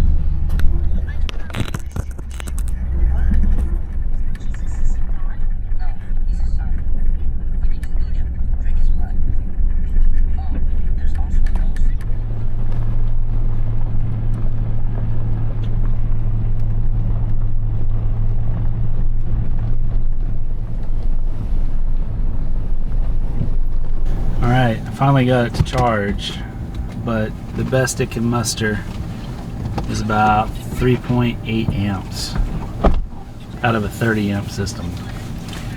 Oop, 4.42 amps. Let me help you. Still Can you get them? not great.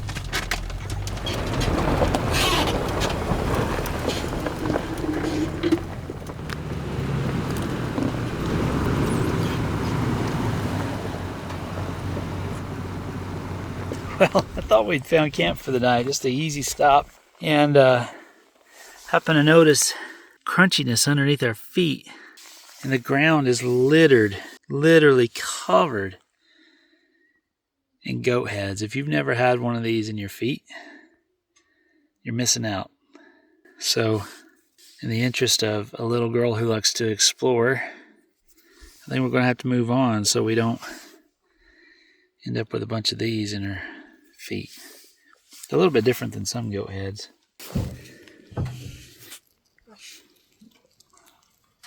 Hey, Fred. Oh, they're gone.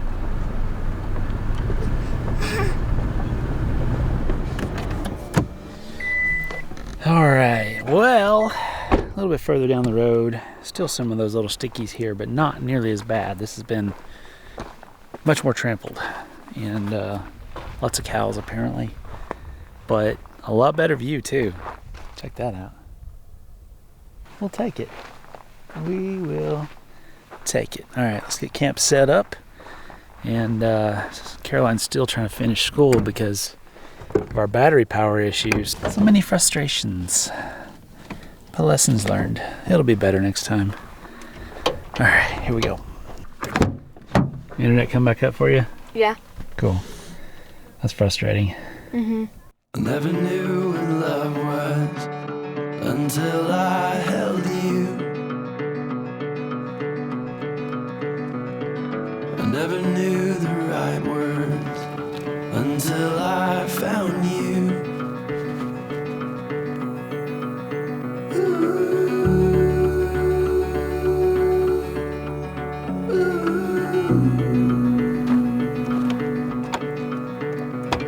These eyes never opened until I saw you. My heart's now unfolding, and it was made for you.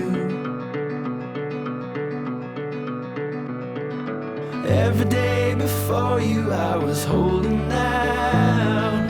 If you want the stars I can pull them down.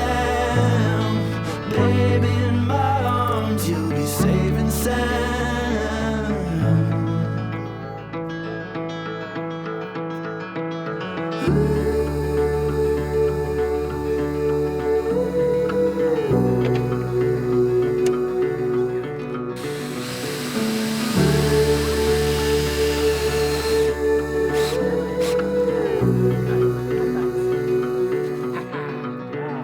Now this fire we got started forever burns up the sky.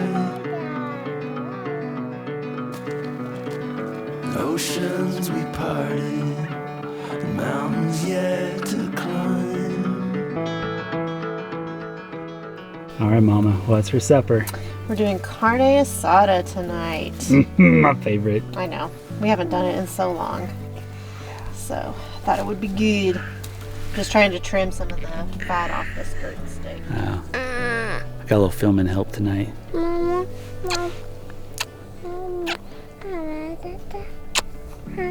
Hi, Abigail. Hi. Yeah. Yeah, that's a fatty one, huh? Well, I picked it because when I was doing my research of skirt to flank, it said it was fattier, and I was like, oh, that might be nice if we can get it like crisp, you know? But this is a little excessive, so.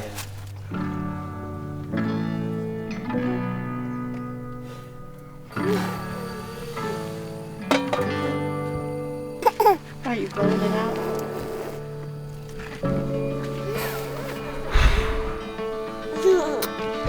Who's that?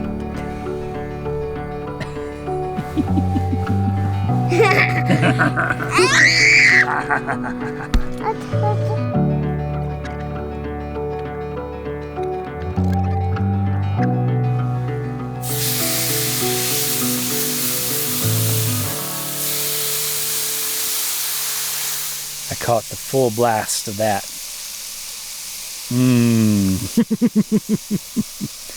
Well, I don't have smell-o-vision yet. Does that smell good? No. Can you smell it? A smells it. Yeah. We'll have to make sure and cut it really thin. Yeah. Across the grain.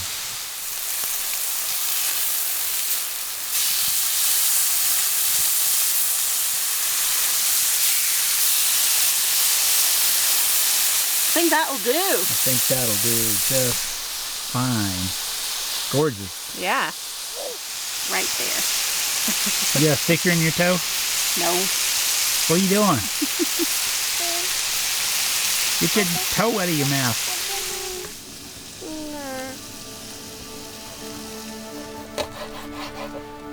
Oh, that's pretty good.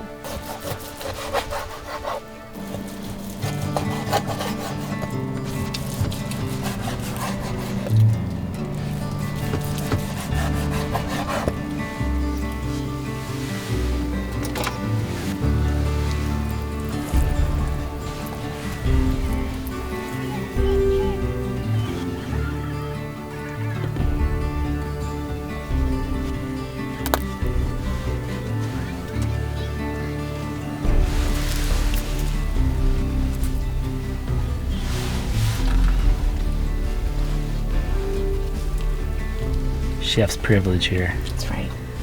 Chef tasting.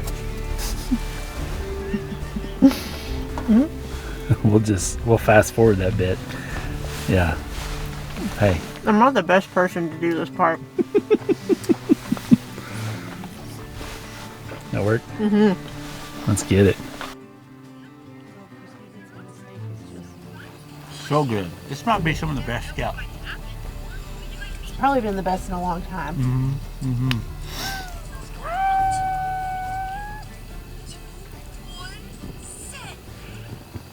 No, you fart.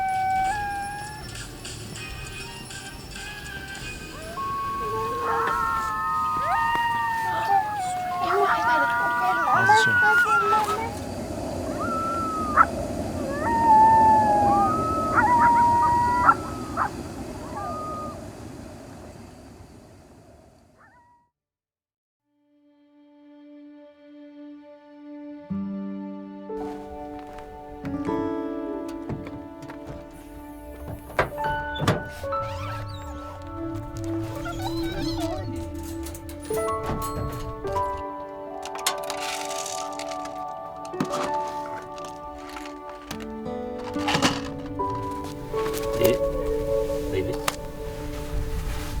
Okay. How'd you sleep? Yeah. Good. Did your mama stay warm? Good.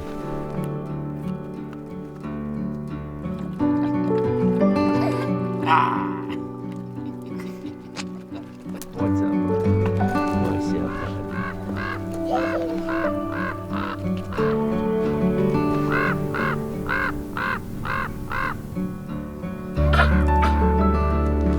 Good morning.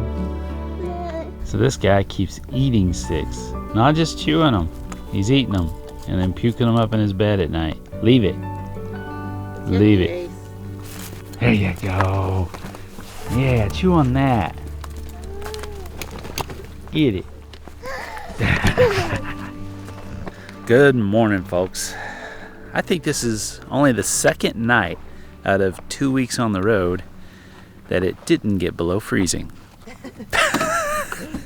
So much for flying south for warmer weather, though to be fair, it would have been single digits elsewhere. So we'll take it. Desert allergies are also in full swing for a little bit here, so we're having to stay on top of the allergy meds. It's been rough for all of us, but she's getting the worst of it. Anyhow, I think this has been an excellent little chunk of exploration of this area. And so we're gonna pull up stakes, roll up canvas, burn some dinosaurs, and head west. Let's go.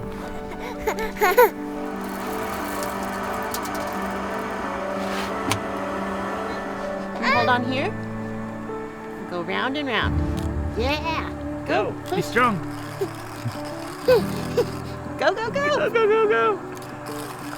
Round and round and round and round. Woo, woo. Good job, Abby. Thank you.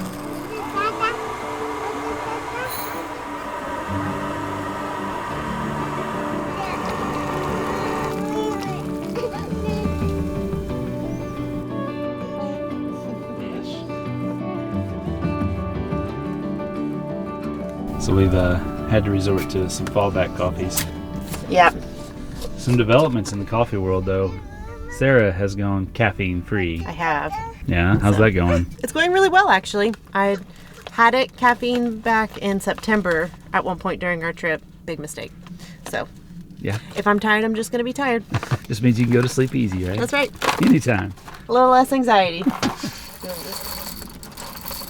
It does mean double duty on the coffee making, though. Yeah, that is the only downside. Yeah. Is just having to do 2 separate servings now.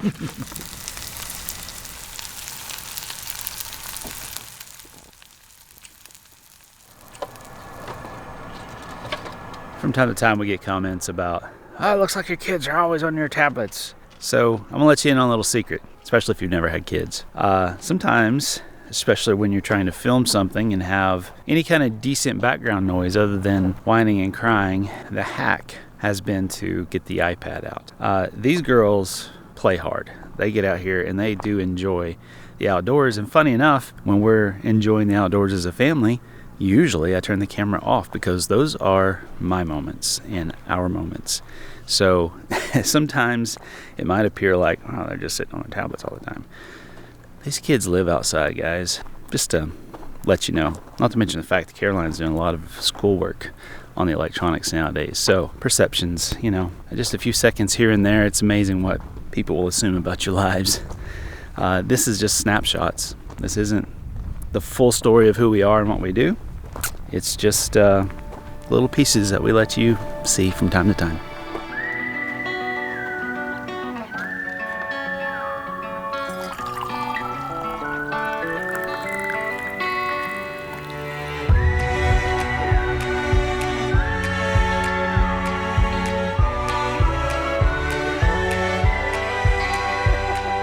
All right, so traveling with this configuration speeds things up dramatically. So I'm just gonna leave this as a time lapse so you guys can see how fast we can break down camp with all the chaos and fun that family life entails. So let me find my timer here, and here we go. And no rush. This is just how long it takes to pack down.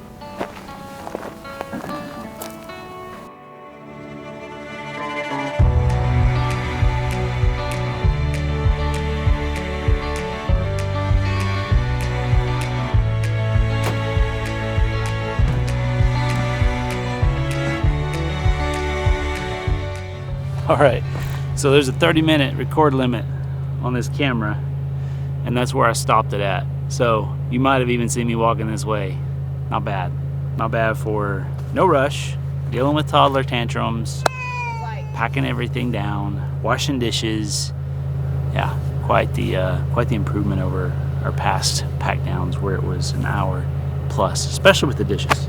Minutes, 13 seconds. Not bad, even with washing dishes. And not rushing. Definitely was not rushing. If it was a thunderstorm, we would have hooked 10 minutes. Yeah.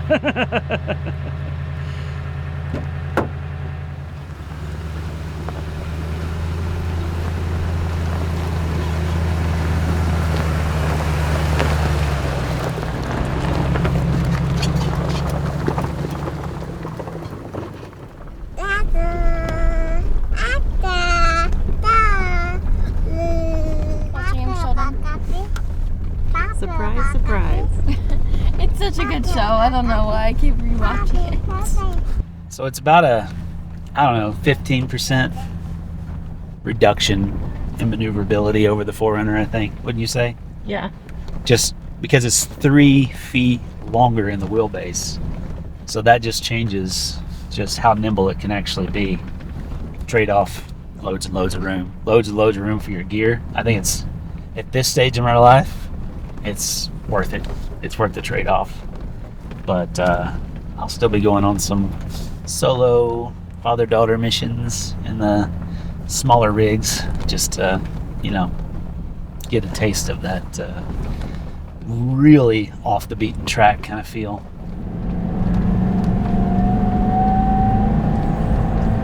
This thing, I'm having to hold back. There is so much power. I mean, the stock engine, yeah, it already had a load of power. It's 40% more now. And it just effortlessly climbs. The trick though, you gotta be in tow haul mode. That's where it's the happiest, and obviously we are heavy. But I don't know. It makes me feel so good climbing these hills, and I'm at maybe a quarter throttle, just maybe a quarter throttle, 4 high, not even in 4 low. It just goes.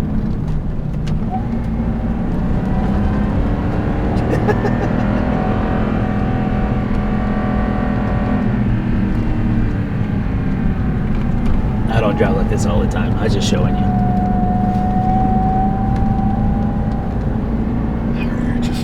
Let's go. We walk this road because we know it makes us new. No matter when, no matter what, I have a place to go. When you're by my side, I always know. When it's you and I'm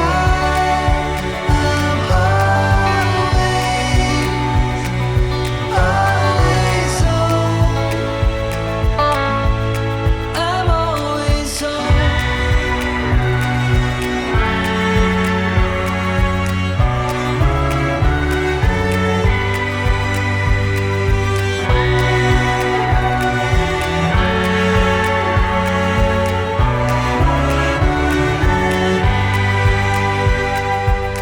No matter when, no matter what, I have a place to go. All right, Mama Bear, what's your thoughts on driving the Griz through all this? I mean, it makes it, and it makes it easy. Yeah? Yeah, I like it. It's bouncier though. Yeah. That's something that's still taking some time to get used to. Quite as smooth as Soul Silver, is it? No, it's just taking some adjustment. Yeah. Yeah. Well, when we get back, I've been keeping a list, and I encourage everybody to do this when you're out on a trip. I use the Google Keep app just so I can immediately plug in thoughts and ideas, and I have a long list of fixes and improvements so that when I get home, I can prioritize those and start working down the list. One of those is my rear springs. We just missed the mark on them, and they've kind of got flat on us, so our ride from about here back is a lot stiffer than what we had hoped for. You can also hear another issue. The brakes are performance brakes, and so they do squeak more than factory brakes because they're just designed to perform and not worry so much about the sound. So there's actually a softer compound pad that Power Brake has sent me to test just to kind of quieten things down, but the only downside to them, if it's a downside, is that they are only about a 25,000 mile pad. I'm okay with that as long as it is a little bit quieter. And the other thing to remember with this particular Power Brake pad is the brake needs to warm up to perform well.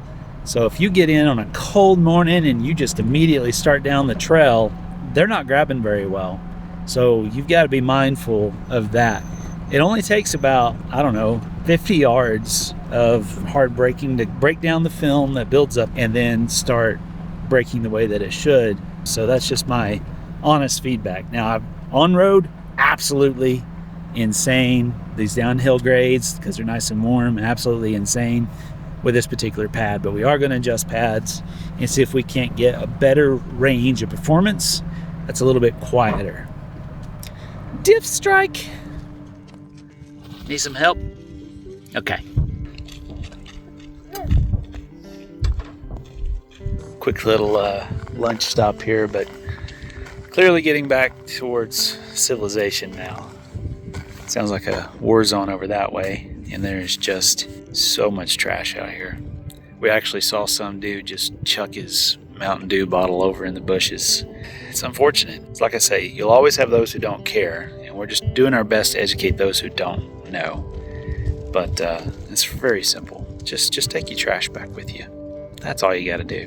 Still, beautiful, just beautiful.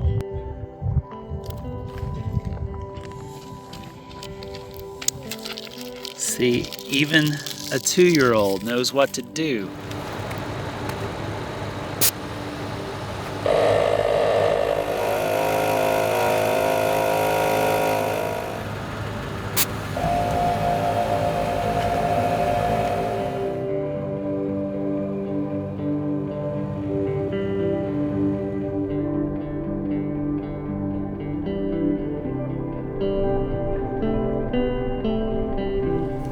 You got it.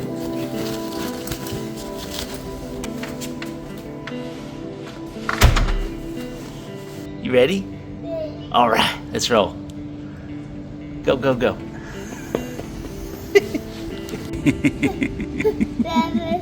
Yeah, you want to see yourself?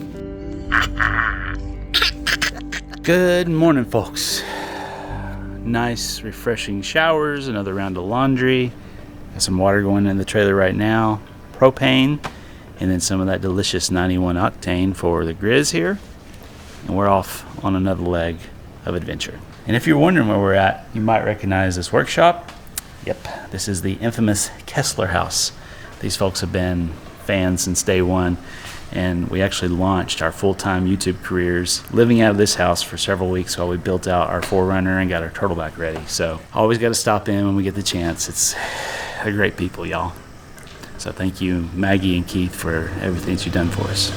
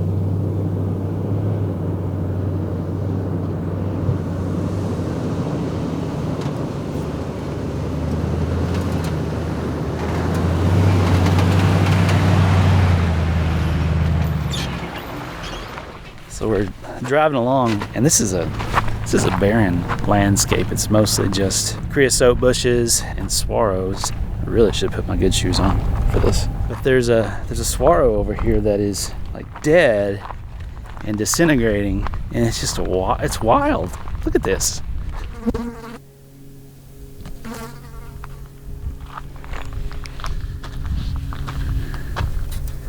Crazy. It's like these cords. Those are about 1.25 inches thick here, and they just get smaller and smaller and smaller to get out here to the end. So crazy. Also found this little artifact over here.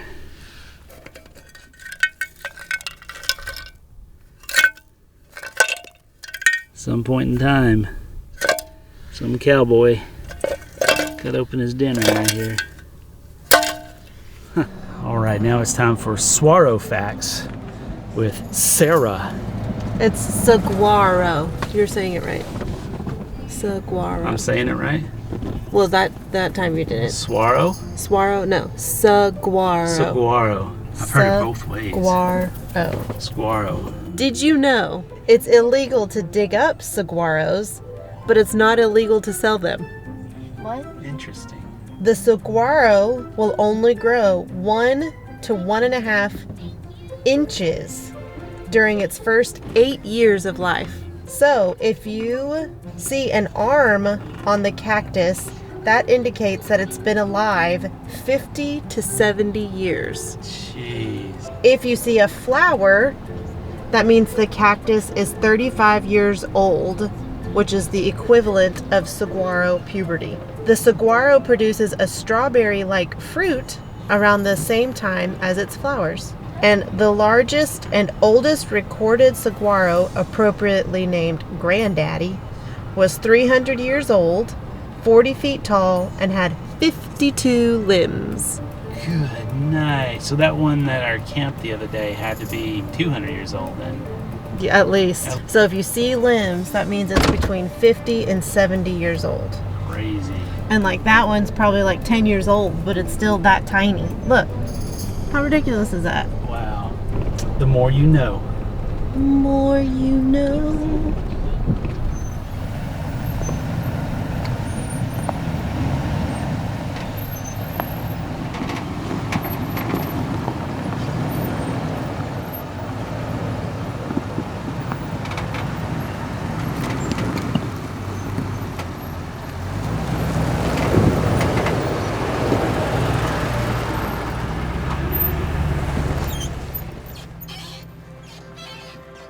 We'll leave it all behind. Won't stop till the finish line. We'll go together on this open road. Untether these wild hearts. Sleep underneath the stars. We'll go together on this open road.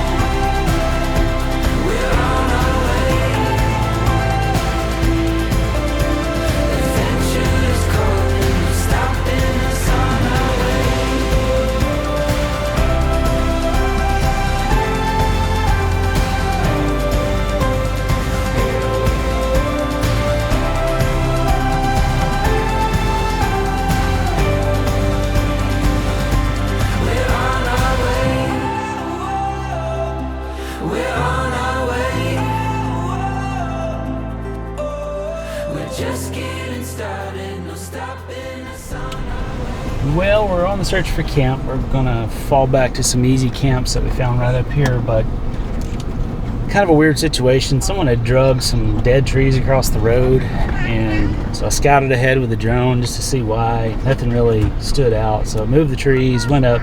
No great camp, but there is some bad news. It appears our new ice co has failed us, and all of our frozen food is now defrosted. I'm still connected to it. Supposedly it's on, but it is not refrigerating at all. That's all I'll say for now.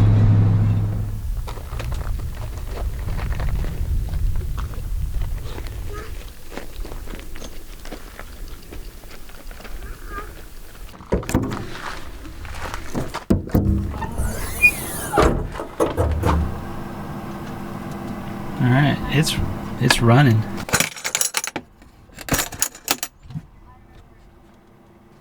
And it's all thawed out. Well, lost some more food. First time was our fault. This time it's just not cooling. Probably try unplugging it, plugging it back in, see if maybe it resets, but it's really unfortunate.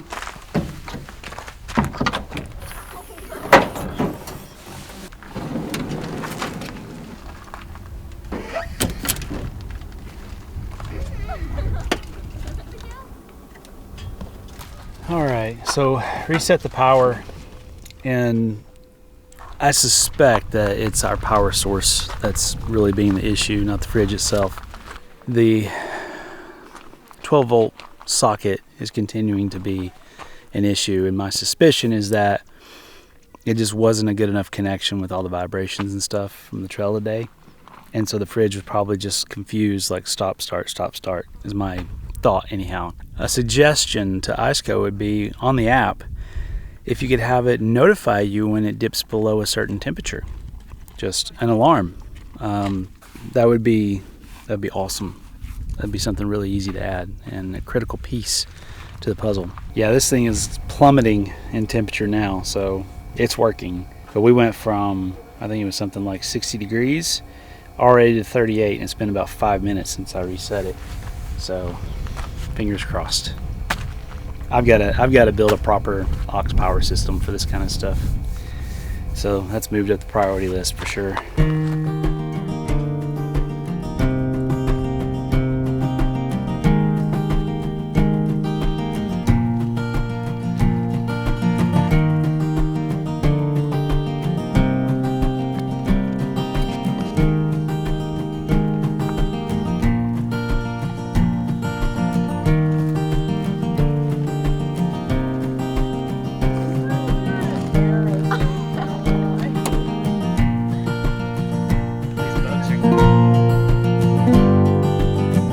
So, what delectable deliciousness are you whipping up for us tonight?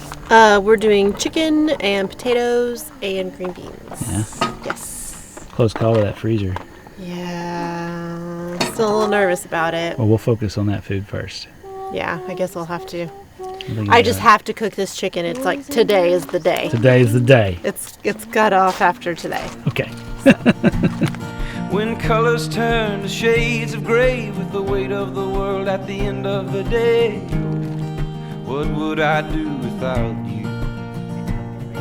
A decade goes by without a warning, and there's still a kindness in your eyes. Amidst the questions and the worry, a peace of mind always takes me by surprise.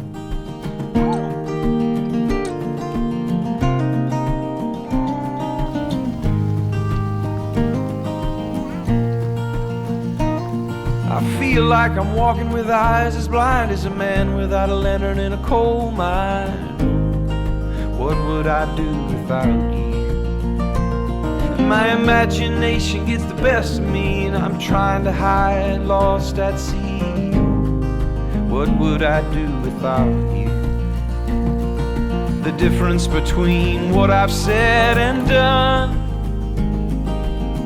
and you're still standing by my side. A guilty soul and a worried mind. I will never make it if I'm on my own.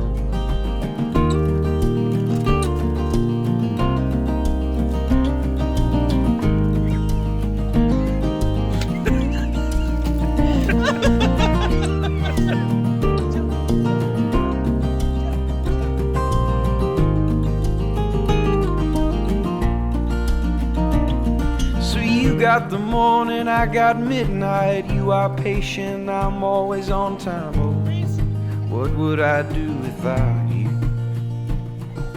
You got your sunshine, I got rain clouds. You got hope, I got my doubts. So what would I do without you? Oh, what would I do without you? Oh, what would I do without you?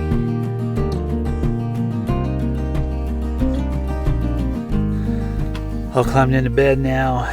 Balmy night. We're short sleeves. Got all the doors. We're just got the screens up. What a change. Listen to the coyotes. Not even 100 yards that way. Sounding off. The desert's awesome in the wintertime.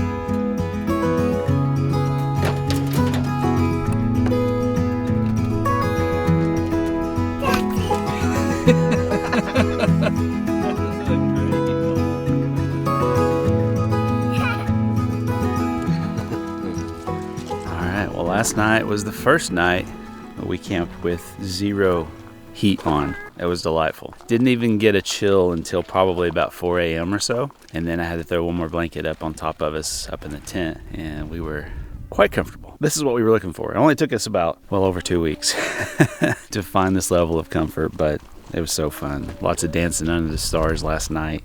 This is what we were after. We stuck with it. We finally got it. But I can tell you right now, it's kind of backfiring because it's getting hot really quick. So some breakfast and then hit the trail for the hot part of the day and look for another epic camp. Yes, I'm right here. Yes, hi. He's just so cute. Good morning. How one should greet every day. Yeah. Mama. Oh. We need to make you some breakfast. Is that right? Really, really pretty this morning. How'd you sleep? That's all right. Yeah, Yeah. Good enough. How'd you sleep? actually pretty good. Good. Yeah. Did you enjoy the weather? I enjoyed the weather. The coyotes woke me up 2 or 3 times. Yeah. I mean, they were close. Yeah.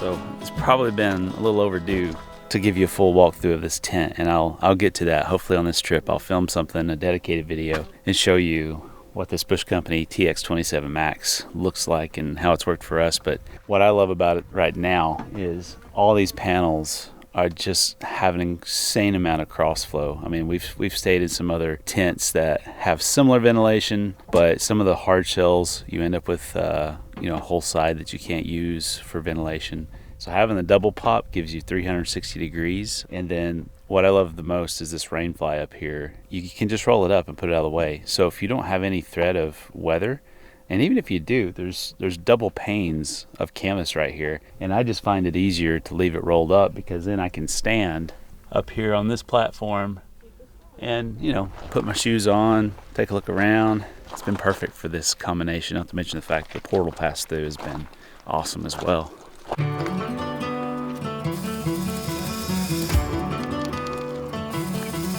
want some apple?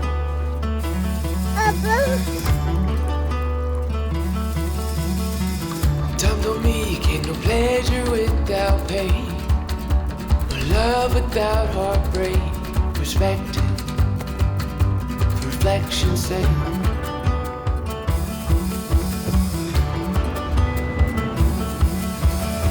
When we were young, we read the seemed the longest time to our naive tongues and the trust in our hope-filled eyes. For all my days, for all my days, now that I've got your life, I won't let it go to waste.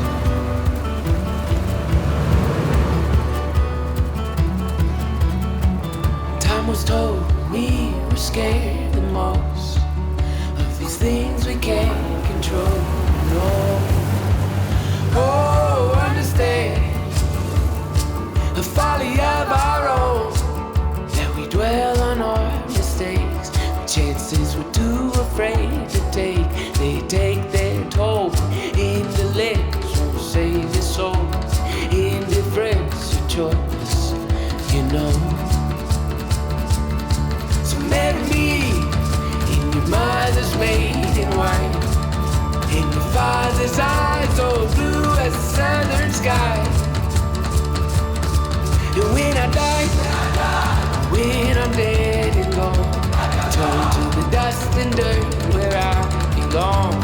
Pray my love will linger on. Pray my love will linger on. For all my days, for all my days, now that I've got your life, I won't let it go to waste. For all my days, for all my days, I pray my life won't go to waste. Come time I meet my resting place. like these, oh, in love like this, the stars aligned in the sky is it. The love of mine, oh, stay the night, as long as the loving is left in your eyes. It's for the love of your heart. It's for the love of your heart. It's for the love of your heart. It's for the love of your heart. It's for the love of your heart. It's for the love of your heart.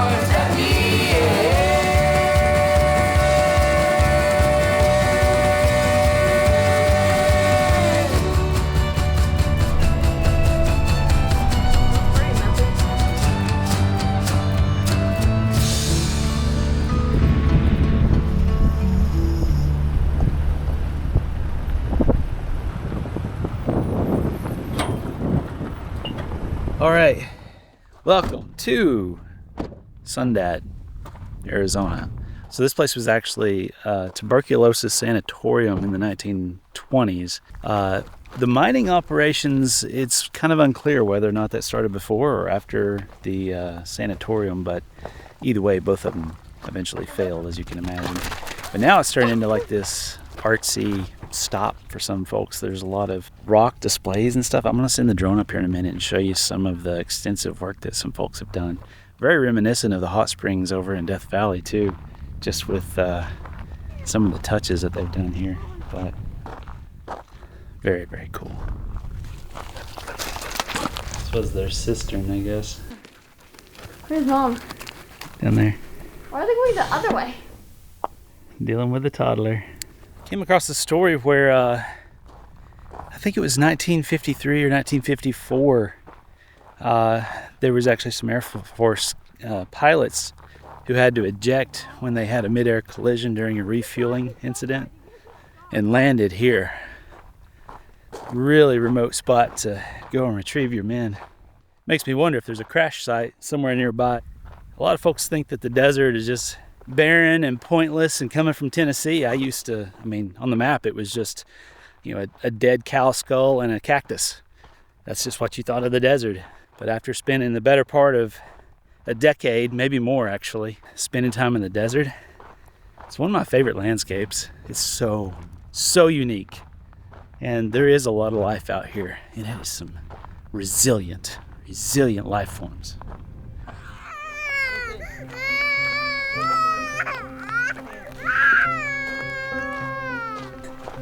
Meltdowns still happen. Steady through the highs and lows, closer than your skin and bones. I'll be here for you. I'll be here for you.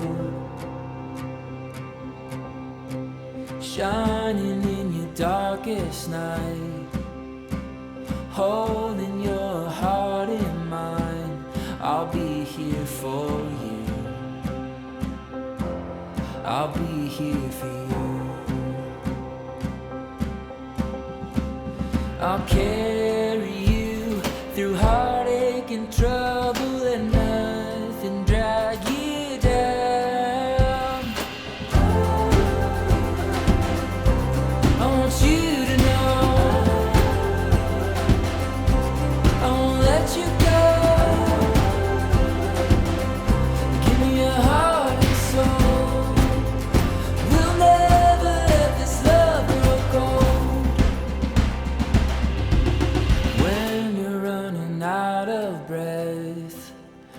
I'll be the one to give you rest. I'll be here for you.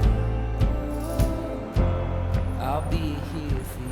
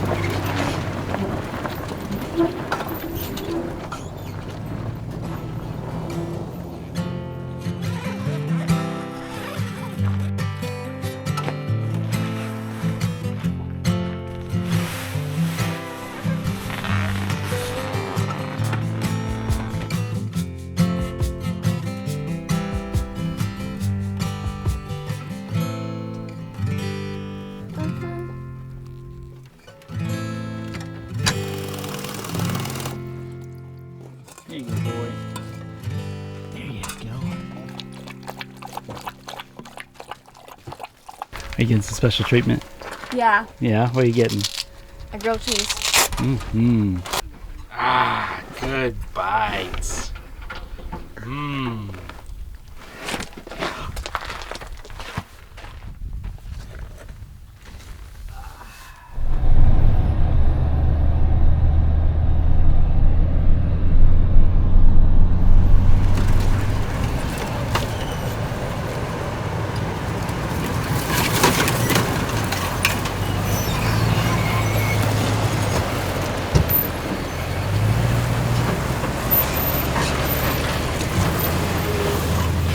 If you like paint jobs, this might not be the trail for you.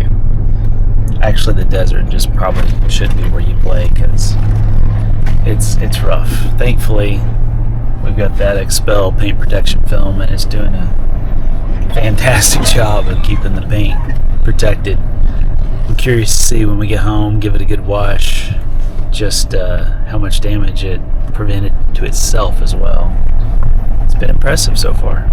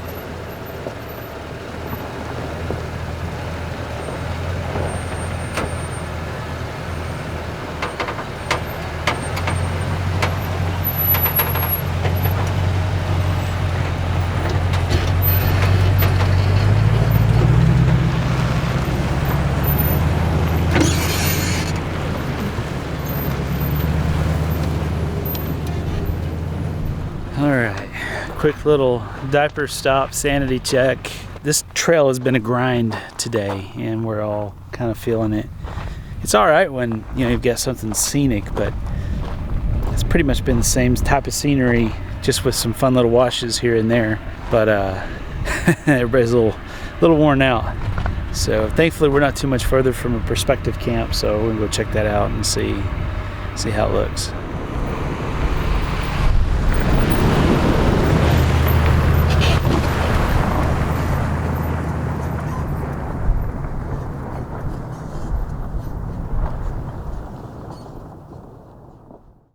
Up and over. Oh, thanks. I actually needed that. Oh, there you go. Hold that line right there. Right there, right there, right there, right there. Oh, not too much. Oh, a little more driver. Go, driver. Whoa. Here we go. Up, up, up. Woo! Hard driver. Hard driver. Go, go, go. Oh, hold it. Hold it. Hold it. Oh, got it. Oh, perfect. Good job. Look at this camp, y'all. One sock. 6 hours, 52 minutes. A hard-fought 60-mile day. Good job. Good job. I really survived. Good job. Those are old school numbers right there.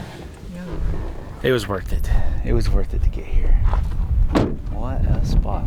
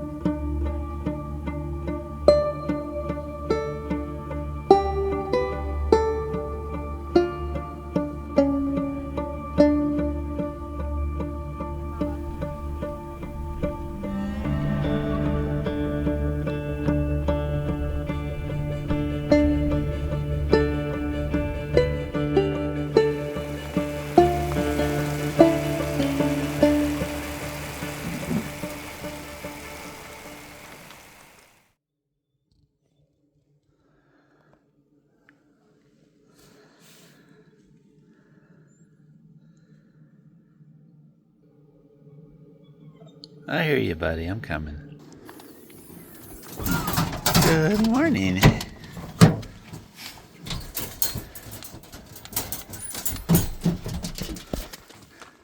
Oh, stretch it out. Amazing night last night. Got some showers in that pop-up privacy tent you saw me setting up, and then basically zero wind, completely silent all night last night. So just a spectacular sleep after movie night. Caroline and I have been watching Stranger Things, so an episode every night. That's been fun upstairs in the loft, we shall call it. I haven't checked in with Sarah yet, so I don't know how their sleep went, but much better than it has been in the past. So this trip makes us feel like we're well on our way to seeing some improvements in toddler life. All right, let's get some coffee in us. Slow morning this morning. We went hard yesterday, harder than we anticipated or planned, but I do need to get some editing done to get a video out to you guys. So I'm going to sit right here. Caroline's got some schoolwork she's going to get dug into since the trail was too bouncy yesterday to do some of the handwritten stuff. So catch up and then roll out. Hi. Hi. How'd y'all do? I think we were up 3 times. Come on, you. How'd you sleep? Good? You wake Mama up? You good? Walk. Walk. I believe this is the pencil cholla, if I remember right. Yes. So pokey.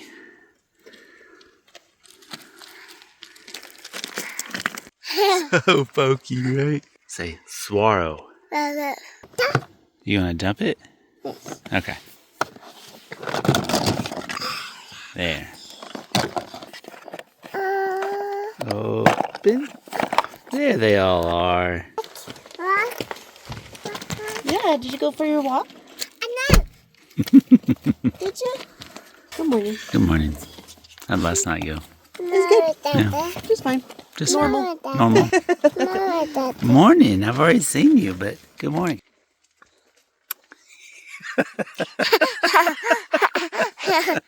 So this is the only downside of this table. So if you're resting your elbows, I just wish this was a little bit wider. Yeah.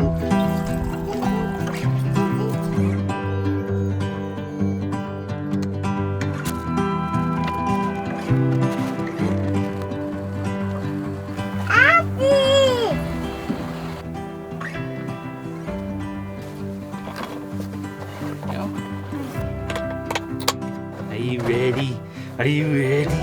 Here we go.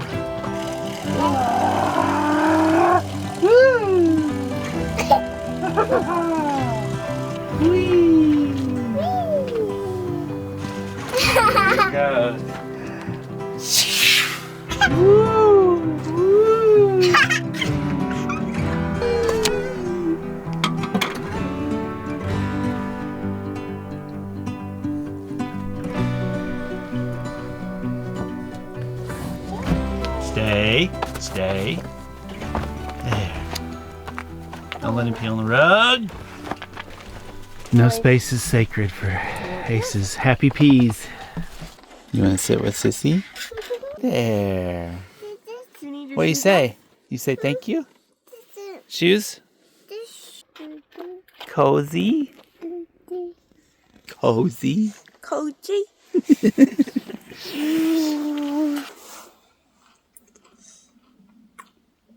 There are worse places to sip your coffee by. What? How's school? Good. Good.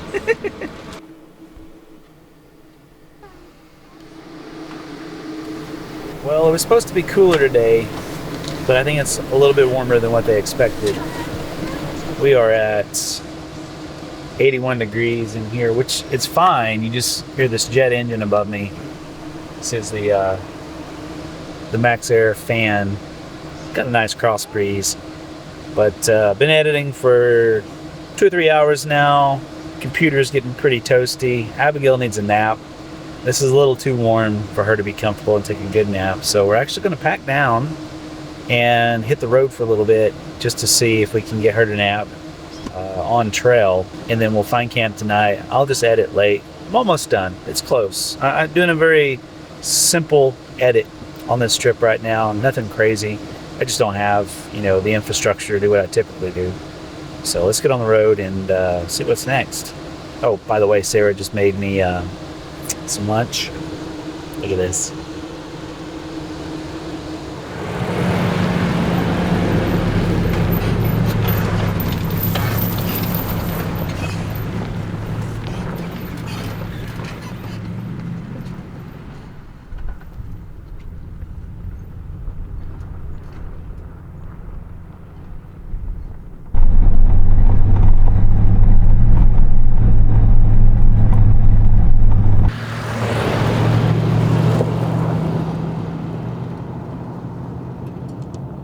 Purchase a paper heart for $1, $3, or $5, or just round up your purchase in store. The full amount of your donation.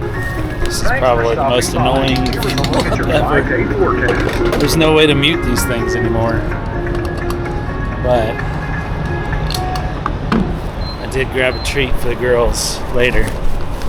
Seeing as how we have a dedicated freezer, well, how better thing to have in said freezer than ice cream, as Abigail calls it. Ben & Jerry's Snicker ice cream. Oh yeah, they're gonna lose their mind. Alright, so it didn't really need fuel, but it's getting to that point where I would feel so much more comfortable if we had a full tank. So about a 40-minute detour for a full tank was worth it, and it was dirt the whole way here, so we didn't have to air up.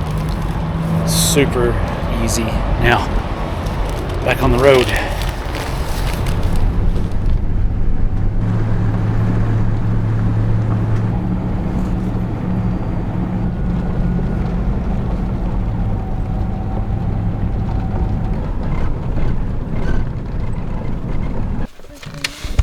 How was that nap? Is it good? Ace. I gotta go, Mom. How's school going today? It's cool. Yeah.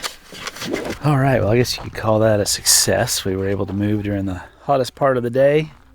Abby got a 2-hour nap in, topped off on fuel, got that special treat for later, and Ace is relieving himself, so we're ready for one more push to find camp.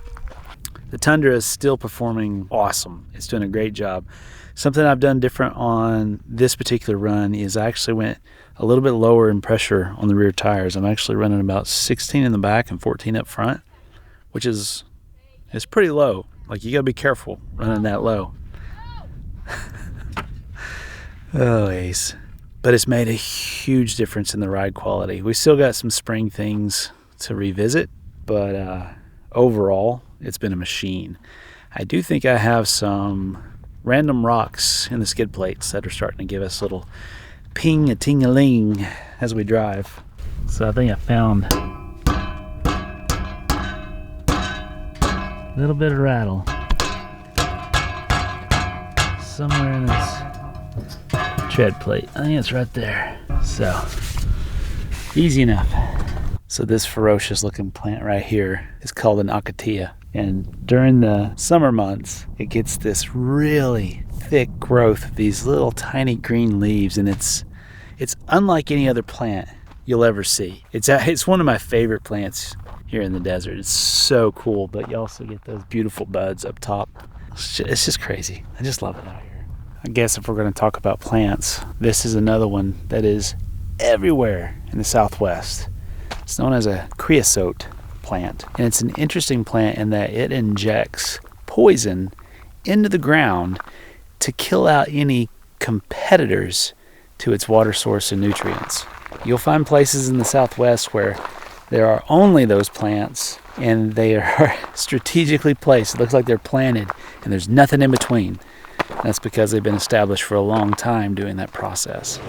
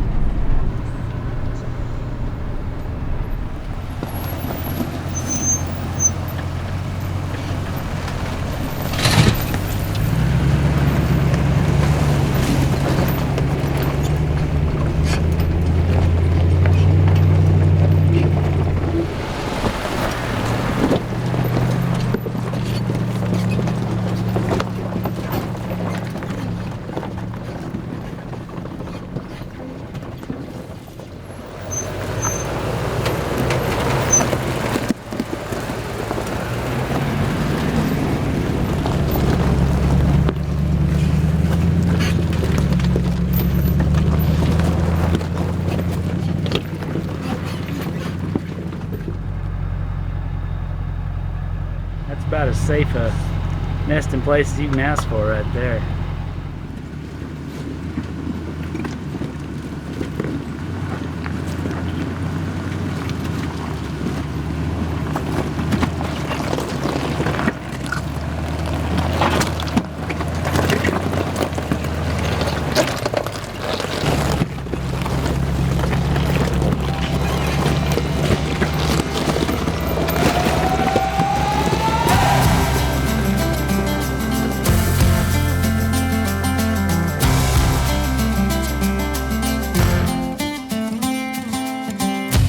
Love was holding all the cards and always kept me in the dark. I never thought I could shake this heartache until I saw your light, and it's got me feeling like life is good, yeah. Life is good, yeah. Yeah, in my darkest times, you got me feeling like I've been walking on air. Left all my worries and cares. I've got no burdens around you. I don't care who knows I love you. 'Cause I've been so lost without you. And in my darkest times, you got me feeling like life is good, yeah. Life is good, yeah.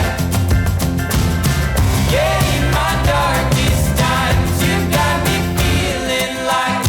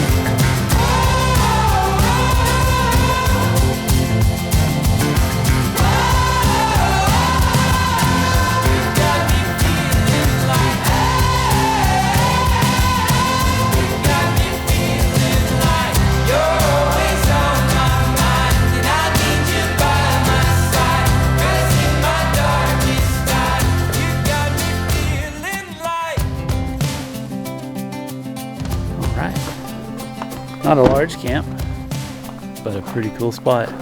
This was clearly part of a mining operation here. You can get a old foundation right there. This will work. Yeah, it's like somebody's built that up right there. Yeah. And there's a bunch of cans over there. Yeah. See if we got any water. Yeah.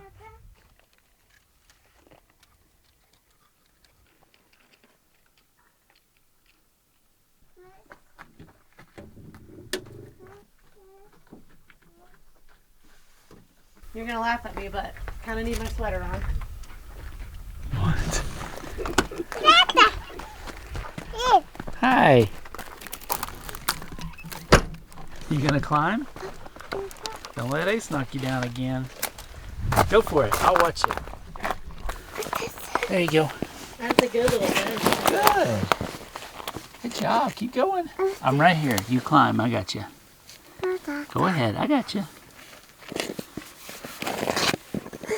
Good job. Yeah. Oh, so good, Abby. Get down. There you go. He's a climber too. You got it. Did you hear it? Yeah. I got it. Are you a baby bear? Oh, okay. Mama's gonna hold your shirt right here, okay? Okay.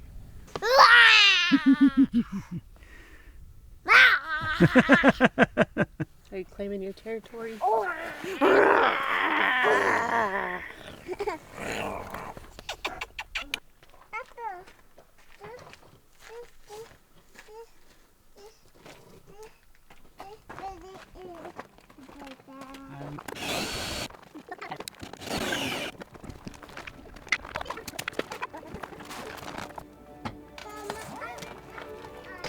Okay, ready? 3, 2, 1. What? Wow! The moon's in a very bad place, right?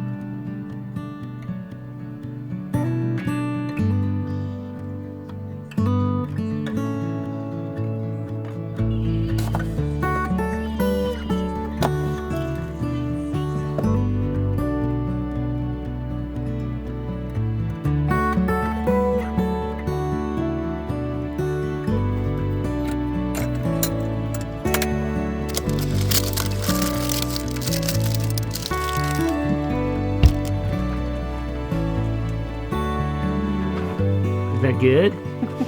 Oh, man. Got my happy Caroline.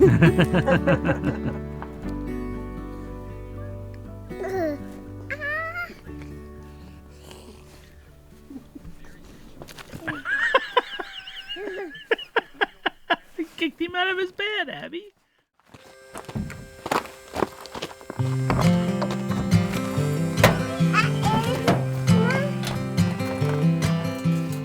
Okay. Get up here like that.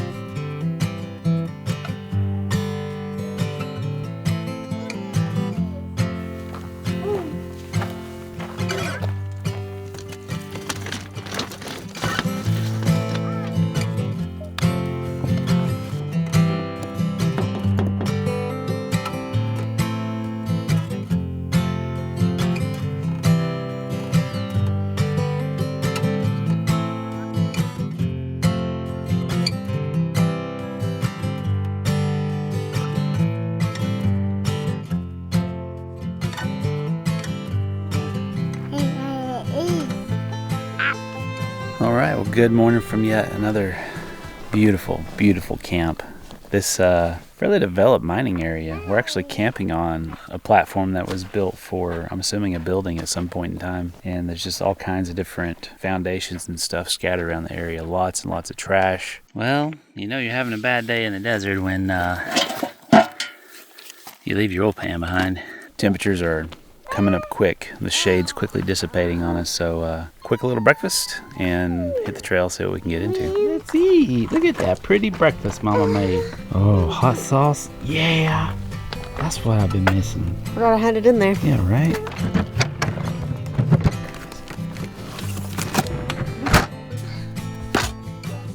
Is that delicious, Abby? Mm-hmm. Good morning.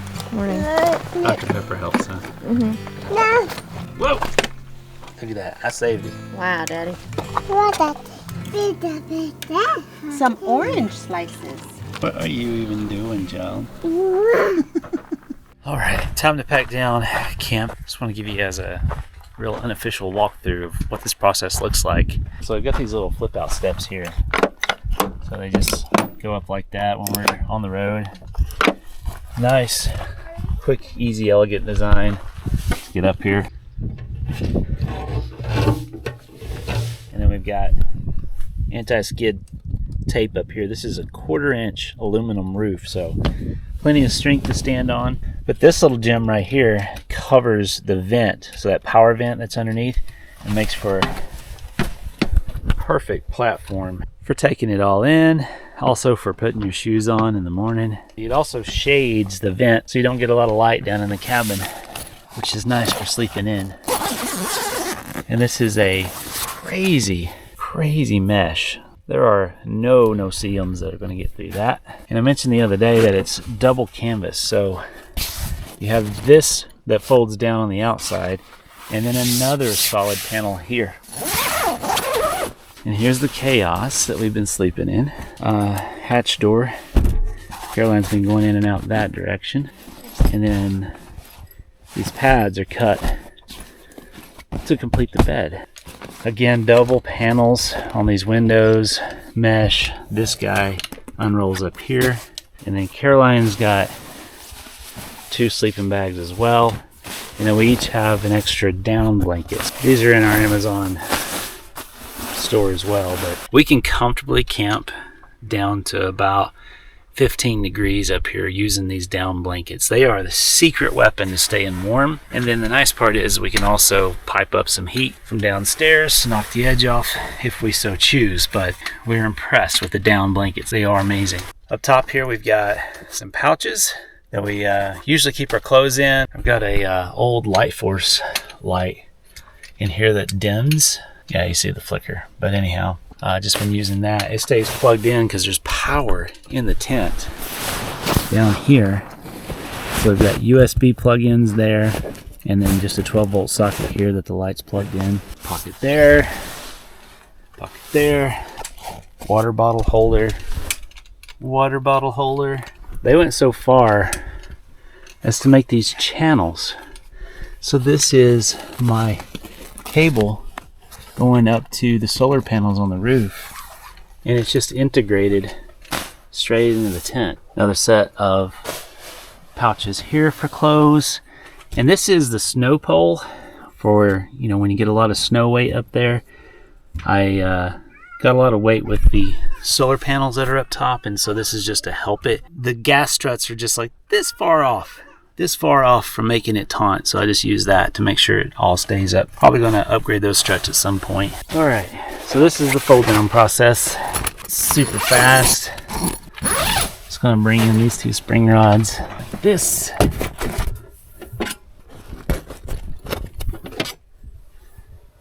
Throw our little bungee up here. Tuck in that.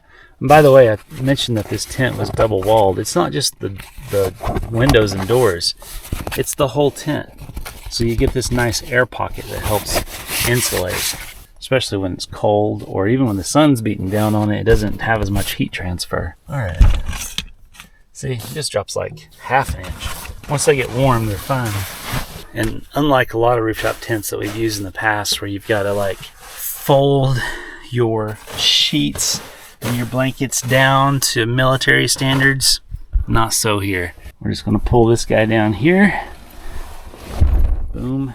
And look, what a mess. I'm not even going to fold it. You could lay a person in here and close this tent down. It's crazy. Toss these doors in. Bring this bungee up here and pull her down. About the only thing you got to worry about is just tucking these sides in. Like that. Other side's already good. Boom.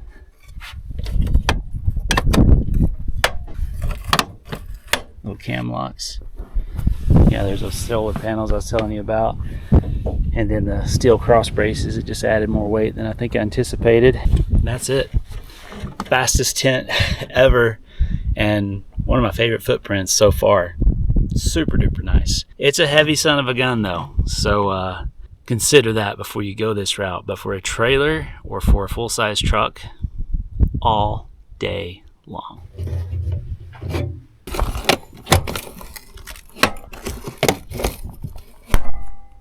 Excuse me, are you in the snack bag? Oh no, what did you find? You can have 3, okay? Sissy? What? Come supervise, please.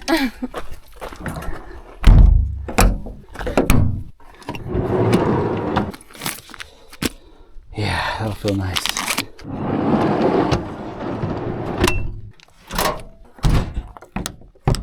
So, something to consider if you're looking at going into a full-size truck. If you're a shorter person, you might not have as much of an advantage to having these access doors, but I'm 6'3". It's been great for me, but even still, you can tell when it's been me or Sarah getting into the truck bed. Anyhow, did you say your imprint? Oh yeah. Just like to leave you wanting more. And I would be remiss not to talk about how happy I am that we have this paint protection film here, because even though it looks really, really bad in the dust streaks underneath this, it's not terrible. I'm looking forward to washing this and seeing how it looks, because if you've been in the desert, you know desert pinstriping is unforgiving. Let's hit the road.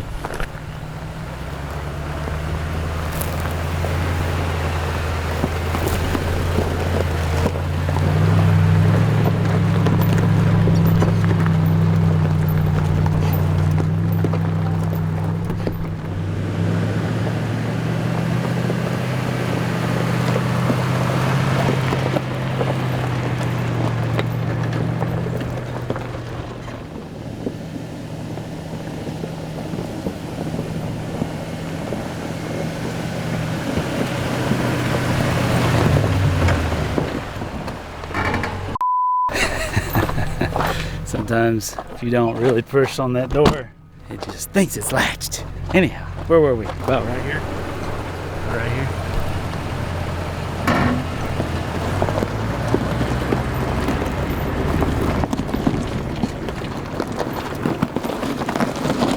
Real life, y'all. Real life.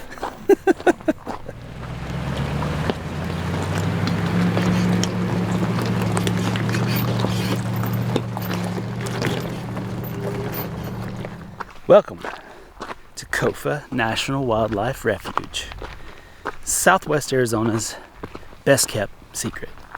Shh. FYI, no drones allowed. We'll be going with our creative methods for alternate shots.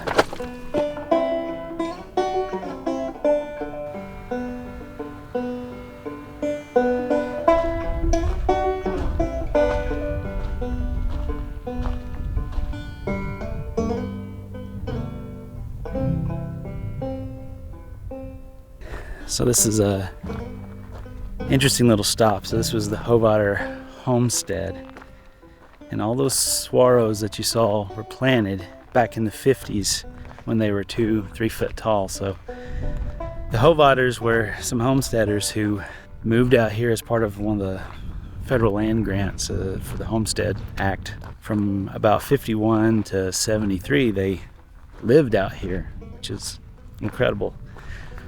But it has a tragic story.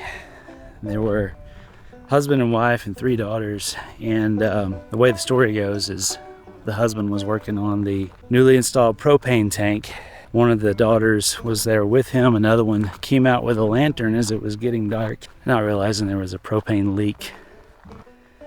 And you can imagine what happened next. Unfortunately, the daughter died of severe burns after many weeks of suffering, and the husband died 6 years later after recovering. I guess he died from a heart attack or something later on. So this is where the father and daughter are buried. Being a dad of a little girl, that's a tough one.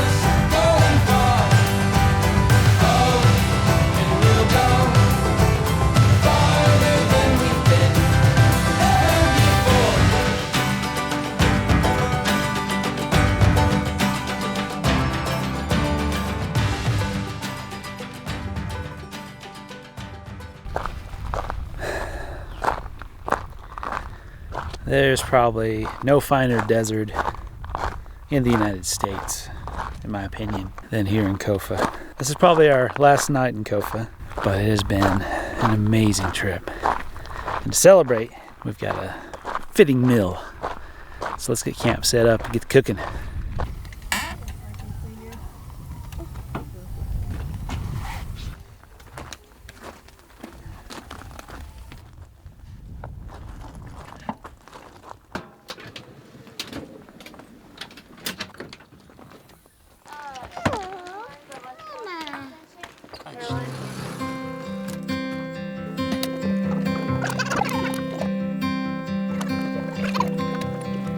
Oh, you got it. You had it. You had it. No, Come on. You got it. Be strong. Be strong. Don't tell me that. You got it. Get mad at it. Oh, you got it. Go. Go. Ah! My work here is done. You can do it all by yourself now. Finish that one up, please.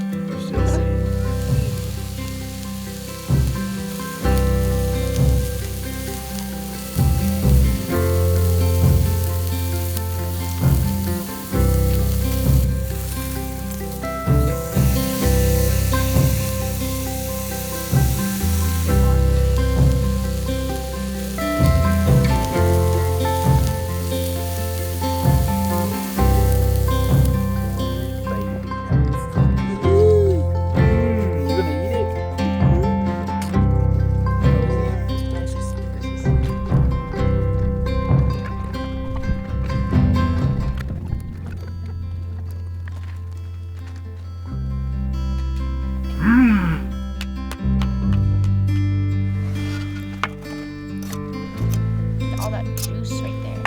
Good boy.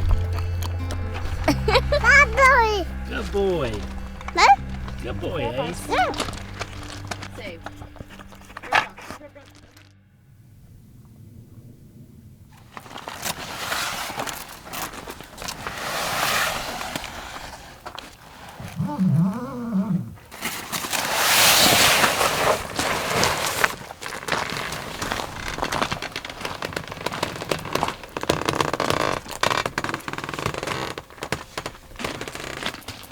Well, good morning, folks.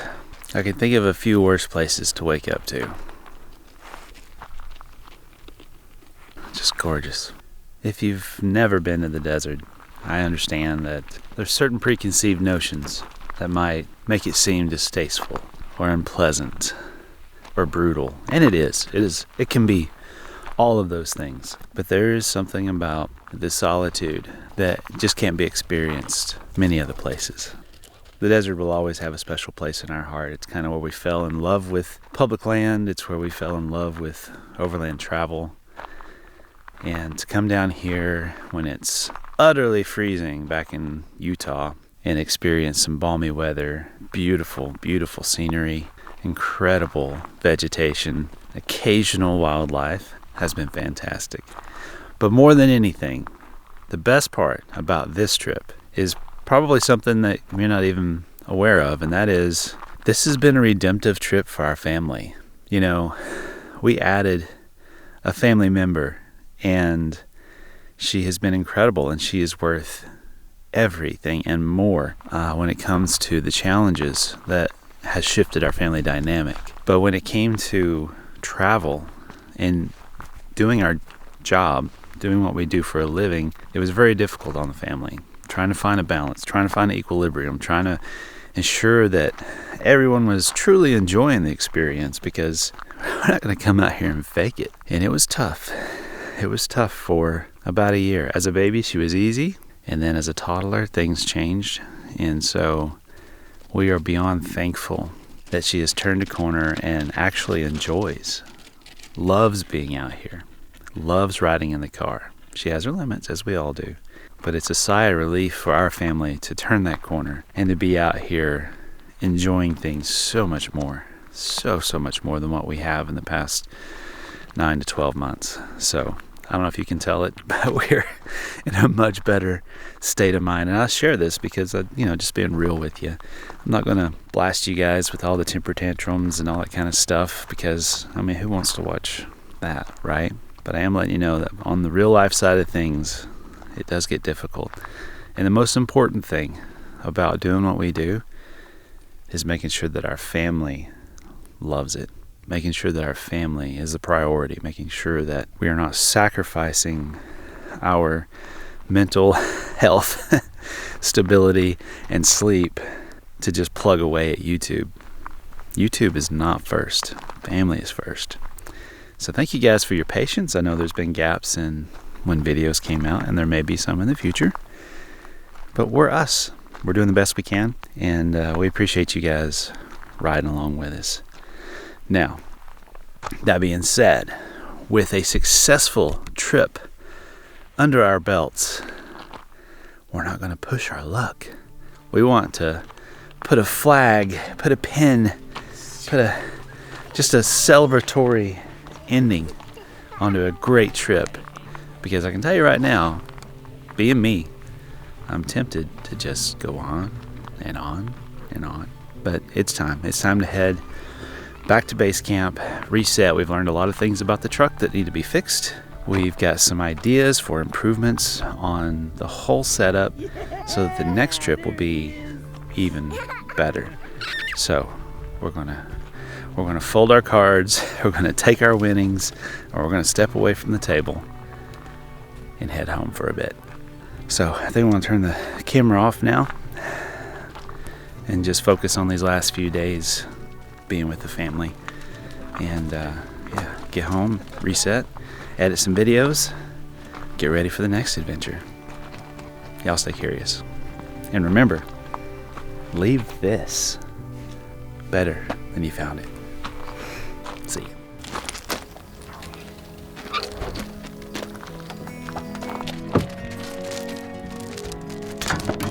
Ready to go.